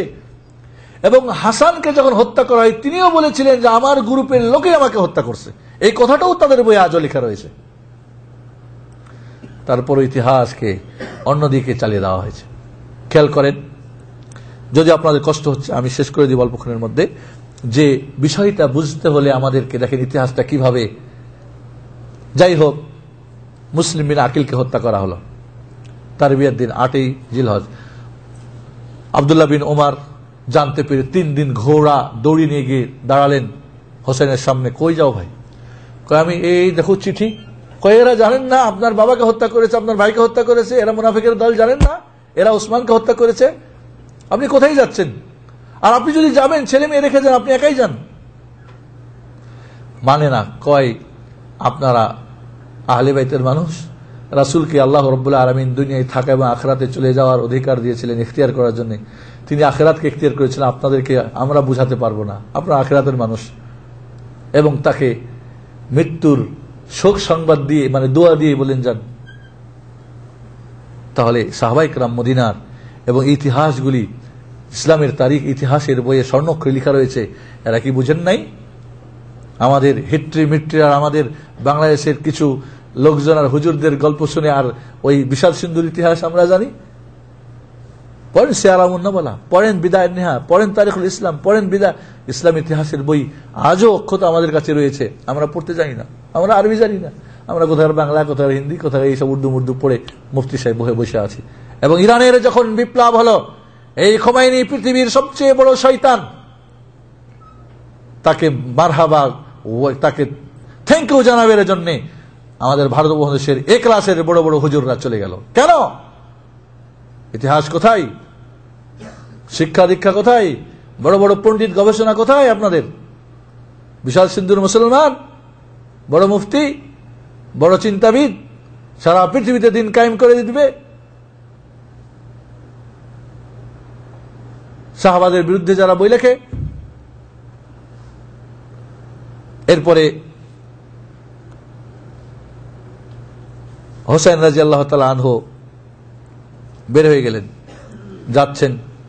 এদিকে ওবায়দুল্লাহ ইবনে জিয়াদ হুর ইবনে ইয়াজিদ আত-তামিমির নেতৃত্বে 1000 সৈন্য দিয়ে কাদেসিয়াতে যখন গিয়ে পৌঁছছেন, তিনি ওখানে গিয়ে বললেন, ওনাকে বলো বাধা দাও যে না আপনি আসবেন না, কারণ এখানে ফিতনা হচ্ছে।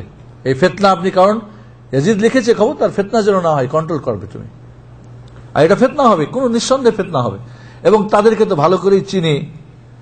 ওবায়দুল্লাহ বিন জিয়াদ হুর ইবনে ইয়াজিদ তামিমিকে যখন পাঠালো, উনি গিয়ে বুঝালেন যে দেখেন আপনি আহলে বাইতের মানুষ, সম্মানী মানুষ, এই আপনি ফিতনার মধ্যে আপনি যাবেন না, এই আমরা জানি এরা কেমন।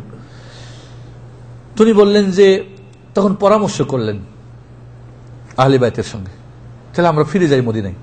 ওই যে মুসলিম বিন আকিলকে হত্যা করছে ওখানে, এর ছেলে মেয়েরা বললো না না আমার বাবার হত্যার মধ্যে আমরা হত্যা চাই না, আমরা ফিরে যাব না, আমরা জিহাদ করব। আলী রাদিয়াল্লাহু হোসেন রাদিয়াল্লাহু তাআলা বিপাকে পড়লেন এবং তাদের মতে মত দিয়ে বললেন ঠিক আছে আগাতে থাকো। এরপরে যেতে যেতে গিয়ে পৌঁছলেন কোথায়? কারবালা। এবার বুঝেন, কারবালায় পৌঁছলেন। কারবালায় গিয়ে পৌঁছলেন, জিজ্ঞেস করলেন এই জায়গাটার নাম কি? বললেন কারবালা। কারাব ওয়া বালা, কারাব মানে বিপদ আর বালা মানে পরীক্ষা। হোসেন রাদিয়াল্লাহু তাআলা আনহু এবার ওবায়দুল্লাহ বিন জিয়াদ ওমর ইবনে সাদের নেতৃত্বে আরো 4000 সৈন্য পাঠিয়ে দিল। এরা গিয়ে বুঝাবার চেষ্টা করলেন হোসেন রাদিয়াল্লাহু তাআলা আনহুকে যে আপনি ফিরে যান, কই না। শেষ পর্যন্ত ওবায়দুল্লাহ বিন জিয়াদের কাছে, ওমর ইবনে সাদের হুর ইবনে ইয়াজিদের কাছে 3টা প্রস্তাব রাখলেন কে? হোসেন রাদিয়াল্লাহু তাআলা। খেয়াল করেন 3টা প্রস্তাব। আমাকে তোমরা মদিনায় ফেরত যেতে দাও, আর না হয় ইয়াজিদের কাছে আমাকে যেতে দাও। ইয়াজিদ কোথায়? শামে, সিরিয়া, অথবা যে কোনো জায়গায় যুদ্ধ, ইয়াজিদের নেতৃত্বে যুদ্ধ চলতেছে এখন, আমি বীর সৈনিকের সন্তান, বীর সৈনিক, ছেড়ে দাও, আমি যুদ্ধ করি। ওবায়দুল্লাহ হুর ইবনে ইয়াজিদ বলল ঠিক আছে, এই প্রস্তাব আমরা ওবায়দুল্লাহ বিন জিয়াদের কাছে দিই, সে যেহেতু গভর্নর, আর আপনি এই প্রস্তাব ইয়াজিদের কাছে পাঠান। হোসেন রাদিয়াল্লাহু তাআলা ইয়াজিদের কাছে এই প্রস্তাব পাঠালেন না। ওবায়দুল্লাহ বিন জিয়াদ বলল ঠিক আছে, যেটা উনি করতে চান সেটা ওকে, অসুবিধা নেই। এইখানে মুশকিল সিম্মার ইবনে যিল জাওশান, খেয়াল করেন সিম্মার ইবনে যিল জাওশান, এও কিন্তু ওই শিয়ার গ্রুপের মানুষ, ইতিহাস সাক্ষ্য। এ বললো এটা কেমন কথা, না আপনি এখন গভর্নর, আপনার মতে তাকে আসতে হবে, না হলে তাকে যুদ্ধ করতে হবে, এ কথা বলেন। ওবায়দুল্লাহ বিন জিয়াদ বলল ঠিক আছে তাহলে তুমি যাও। তার আগে কিন্তু তার 2 জন সেনাপতি পাঠিয়েছে, বলল ঠিক আছে তুমি গিয়ে বলো। সিম্মার বিন যিল জাওশান গিয়ে বলল না, হবে না, যুদ্ধ করতে হবে, আর না হয় ওবায়দুল্লাহ জিয়াদকে মানতে হবে, তার সে যেটা ফয়সালা দিবে সেটা মানতে হবে। হোসেন রাদিয়াল্লাহু তাআলা আনহু বললেন না, ওবায়দুল্লাহ বিন জিয়াদের আমি মতে কখনোই না, আমার 3টা প্রস্তাবের যে কোনো একটা দিলে মানে, কিন্তু ওর কাছে আমি যেতে রাজি না।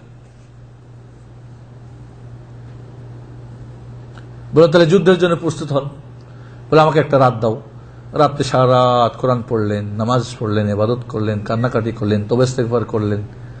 সকালবেলা এরা বলল হ্যাঁ কি করবেন বলেন। ওবায়দুল্লাহ বিন জিয়াদের কথা মানতে হবে, যা হুকুম দেবে এখন আগের, অথবা আপনাকে যুদ্ধ করতে হবে। শেষ পর্যন্ত তিনি যুদ্ধকে বেছে নিলেন। যুদ্ধ শুরু হলো। এদিকে 5000 সৈনিক সশস্ত্র, আর আহলে বাইতের মেয়ে ছেলে বাচ্চা কাচ্চা, এরা দিয়ে কি যুদ্ধ হবে? যতই বড় বাহাদুর হোক, বেশি যদি হয় তাহলে সম্ভব কি তার সঙ্গে যুদ্ধ করা? শেষ পর্যন্ত একে একে আহলে বাইতের সব মরতে থাকলো, শহীদ হতে থাকলো। শেষ পর্যন্ত এই সিম্মার বিন যিল জাওশান আর বলে আর কত অপেক্ষা করবা, কারণ সবাই রাসূলের নাতি হোসাইনের উপরে অস্ত্র ধরতে কেউ রাজি না। সিম্মার বিন যিল জাওশান ওই শিয়া গ্রুপের মানুষ, বলে আরে আর কত সবুর করবো, মারো। যেমন সে উস্কানি দিয়েছে, এর উস্কানিতে খাওলা আল আসবাহি এক বল্লম হোসাইনের বুকের তাক করে জোরে আঘাত করলো। যেমনই আঘাত করলো, হোসেন রাদিয়াল্লাহু তাআলা আনহু মাটির মধ্যে চিত হয়ে পড়ে গেলেন।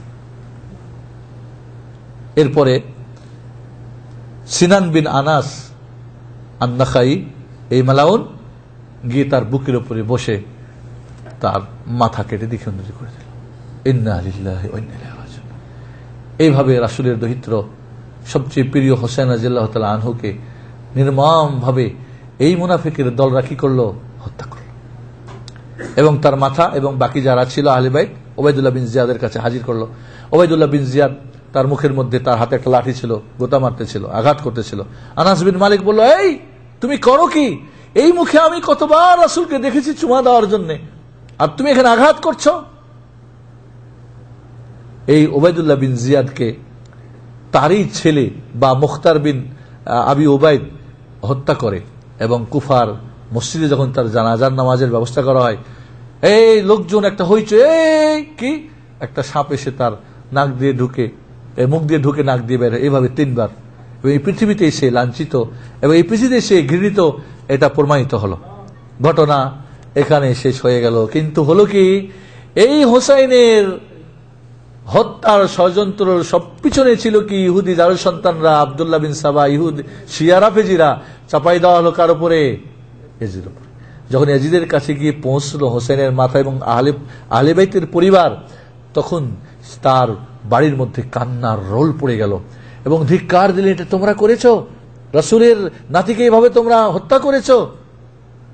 এবং সসম্মানে আহলে বাইতকে জিজ্ঞেস করলেন, আপনারা আমার এখানে থাকুন, অথবা মদিনা যেতে চাই আপনাদেরকে সসম্মানে মদিনা।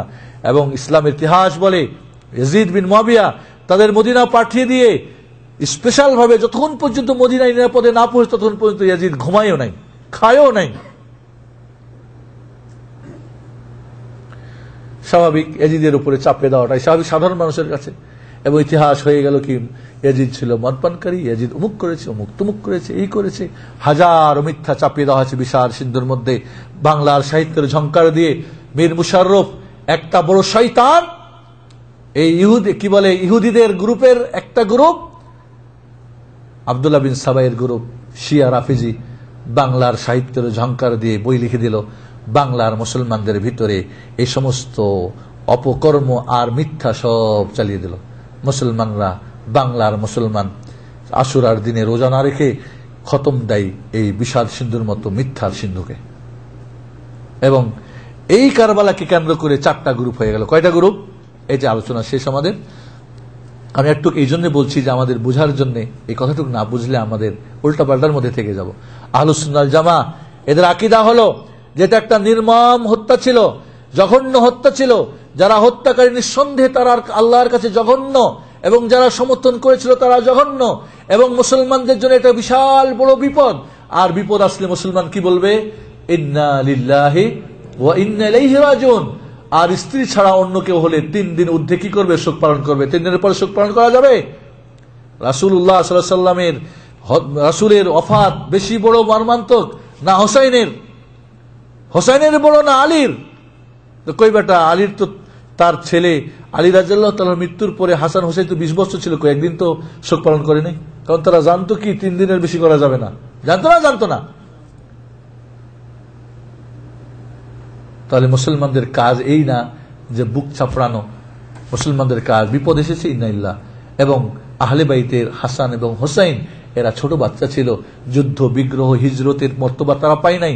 এই শহীদের মাধ্যমে আল্লাহ রাব্বুল আলামিন তাদের মর্যাদা বাড়িয়ে দিয়েছেন। এটাই হলো আমাদের আকীদা। বুঝা আসছে কথা? মহাবিপদ, যারা এই অন্যায় করেছে তারা নিঃসন্দেহে জঘন্য, এরা মালাউন, এরা পিচাস, এরা কি বলবো, এরা সীমার, এর মধ্যে কোনো সন্দেহ নেই। কিন্তু আমাদের করণীয় 3 দিনের বেশি শোক পালন করা যাবে না। 3 দিন কবে পার হয়েছে? অতএব এই হল আহলুস সুন্নাহ ওয়াল জামাতের আকীদা। এর বিপরীত শিয়া রাফিজিরা যারা এই করেছিল, এবং শিয়া রাফিজিরা কেন জিঞ্জির দিয়ে পিঠের মধ্যে মারে, কেন ছুরি মারে, কেন রক্ত বাইর করে জানেন কি? ওই যে হোসাইনকে নিয়ে গিয়ে নির্মমভাবে হত্যার ষড়যন্ত্রে ঢুকিয়ে দিয়েছিল, এইটাকে যারা বুঝতে পেরেছিল, সবাই তো আর এক মতের লোক ছিল না, ঠিক কিনা? ওরাই এইভাবে নিজেকে মেরে মেরে তাদের গুনার প্রায়শ্চিত্ত মেটাতে চায় দুনিয়াতে। ওদের বইপত্রে লেখা আছে কেন করে ওরা এটা। নাহলে একজন মানুষ কেন নিজেকে মারবে? বুঝেন নাই? কারণ তারাই এই হত্যায় সহযোগিতা করেছিল। শিয়া রাফিজিরা এই করে চাপিয়ে দিল ইয়াজিদের উপরে, ইয়াজিদের বিরুদ্ধে ষড়যন্ত্র করলো, মিথ্যার পাহাড় গড়লো। তাহলে এই শিয়া রাফিজিরা এই দিনটাকে করলো কি? প্রতি বছরে আশুরা কেন্দ্রিক করে সারা মাস কালো কাপড় পরো, তাজিয়া বাইর করো, এখানে রক্ত, আসমানের লালিমা, কি বলে এর রক্ত, অমুক তমুক বিভিন্ন জাল মিথ্যা আর কিসসা কাহিনী বানিয়ে এটাকে এক জঘন্য দিন বানিয়ে ফেললো। আশুরা রোজাকে লোহিত করে দিল। তৃতীয় গ্রুপ সাধারণ সুন্নিদের সাধারণ গ্রুপ, দেখেন না বাংলাদেশে হোসাইনি দাঁড়ালে মুসলমানরা যায় না সুন্নিরা, এরাও ওই ডাল চাল উঠাই নিয়ে সিন্নি পাকাই লোকজনের মধ্যে বিতরণ করে না। এরা হলো তৃতীয় গ্রুপ। আর চতুর্থ গ্রুপ ওই নাসিবি খারিজি গ্রুপ, যারা আহলে বাইতের বিদ্বেষী। এরা বলে খাওয়া দাওয়া মত্ত করে এই দিনকে আনন্দ করো। কাজে আমরা আহলুস সুন্নাহ ওয়াল জামাতের আকীদা আমাদের ঠিক রাখতে হবে। মুআবিয়াকে কাফের বলা, ইয়াজিদকে কাফের বলা, এজন্য ঐতিহাসিকগণ বলেছেন যে ইয়াজিদের মধ্যে যতগুলি কথা বলা হয়েছে তার বিরুদ্ধে সবগুলি মিথ্যা। শুধুমাত্র একটা কথা, যে ইয়াজিদ স্বীকার করা পছন্দ করত, এবং সেই যুগে স্বীকার করা বাহাদুরের আলামত। আর বাহাদুরি কি ইসলামে জায়েজ না জায়েজ? তাহলে ইয়াজিদের উপরে আর মুআবিয়াকে এইভাবে কুকুরে করে আজও ওই দলটা, যারা শিয়া ও রাফিজিদের বাগদাদ ধ্বংসের ইতিহাস পড়ুন, মিশরের ধ্বংসের ইতিহাস পড়ুন, সব ধ্বংসের পিছনে এই গ্রুপটা ঘরের দুশ্মন। কাজে আমাদেরকে বুঝতে হবে যে ইতিহাসকে চাপা দিয়ে অরিজিনাল ইতিহাসকে মিথ্যা ইতিহাস চাই দেওয়া হয়েছে। এবং একটাই জিনিস তারা সাকসেসফুল হয়েছে, ওদের ইস্যু, সেটা হলো আহলে বাইতের মহব্বত। কিসের মহব্বত? নবী পরিবারের মহব্বত। মহব্বত এখানে না এখানে, এখানে না এখানে। যারা মিথ্যুক মহব্বত করে ওরা হাজারো বলে। চ্যাংড়ার চেঙ্গি যখন প্রেম করে কয়বার বলে মহব্বতের কথা, আই লাভ ইউ। আর স্বামী স্ত্রী কয়বার আই লাভ ইউ বলেন? হ্যাঁ, কয়বার বলেন? সারাদিনে দু একবার বলা হয় কিনা হয় না? ওটা তো মহব্বত অন্তরে।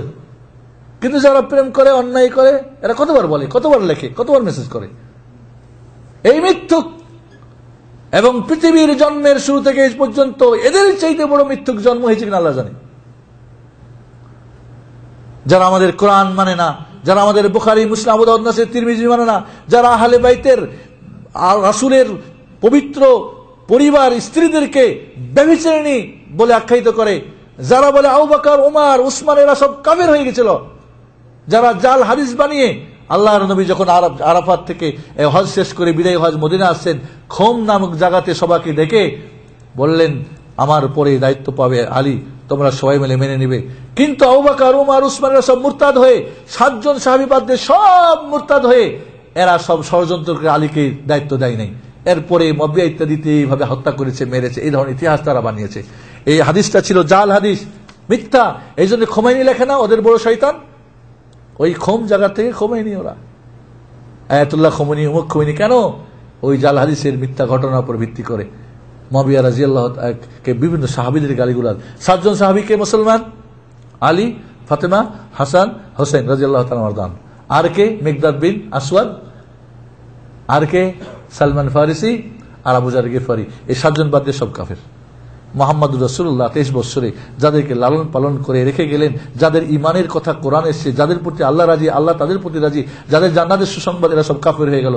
এই সমস্ত এরা সব জান্নাতের সার্টিফিকেট পেয়ে গেল। আহলে বাইত সব জান্নাতের সার্টিফিকেট এরা, খালাস। চিন্তা করে দেখেন ইতিহাস কোথায়। এই জন্য আজও দেখেন ইরান, দেখেন কোথায় ইরাক, দেখেন লুবনান, এই যে হিজবুল্লাহ নাকি, এদেরকে কে পালতেছে? ইসরায়েল প্রতিষ্ঠিত করতেছে একটা একটা করে। কারণ ওরা জানে এরা আমাদেরই ঘরের সন্তান। ওরা ভালো করে জানে এই শিয়া রাফিজিরা কি আমাদেরই ঘরের সন্তান। মুসলমানের ভিতরে ঢুকাই দিয়ে আমরা ফায়দা করতেছি। আল্লাহ রাব্বুল আলামিন আমাদেরকে এই ষড়যন্ত্র থেকে যেন বাঁচাই এবং মিথ্যা ইতিহাসকে জানার জন্য আমরা যেন সত্যটাকে জেনে মিথ্যাটাকে ঢাকার চেষ্টা করি। মিথ্যা দিয়ে সত্য ঢেকে আমাদের নিজেদের মধ্যে বাতিল আকীদা যেন আমরা সৃষ্টি না করি। যাই হোক, সূরা কারবালা কেন্দ্রিক অনেক কিছু আছে। আমার একটা বই ইনশাআল্লাহ ইতিমধ্যে নেটে চলে আসছে, কোরআনের আলোতে গেলে আপনারা পাবেন। আশুরা ও কারবালা, এখানে সংক্ষিপ্তভাবে যে আলোচনা করলাম এর মধ্যে রয়েছে। আল্লাহ রাব্বুল আলামিন আমাদেরকে সঠিকটা জানার এবং আমাদের কাজ কয়টা? 1 নম্বর সঠিক জানা, 2 নম্বরে আমল করা, 3 নম্বরে সঠিক অন্যকে জানানো এবং আমল করানো। আসুন আগামী শুক্রবার, শনিবার 2টা রোজা রাখি, আমরা অন্যদেরকে রাখতে বলি। বাংলাদেশের লোক যদি সবাই তারা আমাদের দেশের নিয়মে রাখে, আমাদের দেশের চাঁদে, সেটাও রাখতে পারে, কোনো অসুবিধা নেই। সবাই মিলে আল্লাহ রাব্বুল আলামিন আমাদেরকে এই মিথ্যা থেকে বাঁচার তৌফিক দান করুন এবং বিশেষ করে এই যে মিথ্যার পাহাড় গড়েছে এই দলটা থেকে আমাদেরকে হেফাজত করুক। এবং এই ঘরের দুশমন আস্তে আস্তে বাড়তে আছে। বা আপনারা কি জানেন বাংলার মাটিতে এখন শিয়াদের কিভাবে তৎপরতা চলতেছে? এদের মধ্যে আমার কাছে কয়েকজন বলছে আমার ভাই শিয়া হয়ে গেছে, আমার ভাই শিয়া হয়ে গেছে। আগে একটা ইসলামী দলের বড় নেতা খাতা ছিল, এখন হয়ে গেছে আর একটা। কারণ যেখানেই ইরান আছে, এই অগ্নিপূজকের দল, এই আব্দুল্লাহ বিন সাবাইয়ের দল, সেখানে তাদের তৎপরতা মারাত্মকভাবে এবং পরাশক্তি তাদেরকে সহায়তা করছে, কারণ জানে যে ওরা আমাদের ঘরের সন্তান। আসসালামু আলাইকুম ওয়া রাহমাতুল্লাহি ওয়া বারাকাতুহু।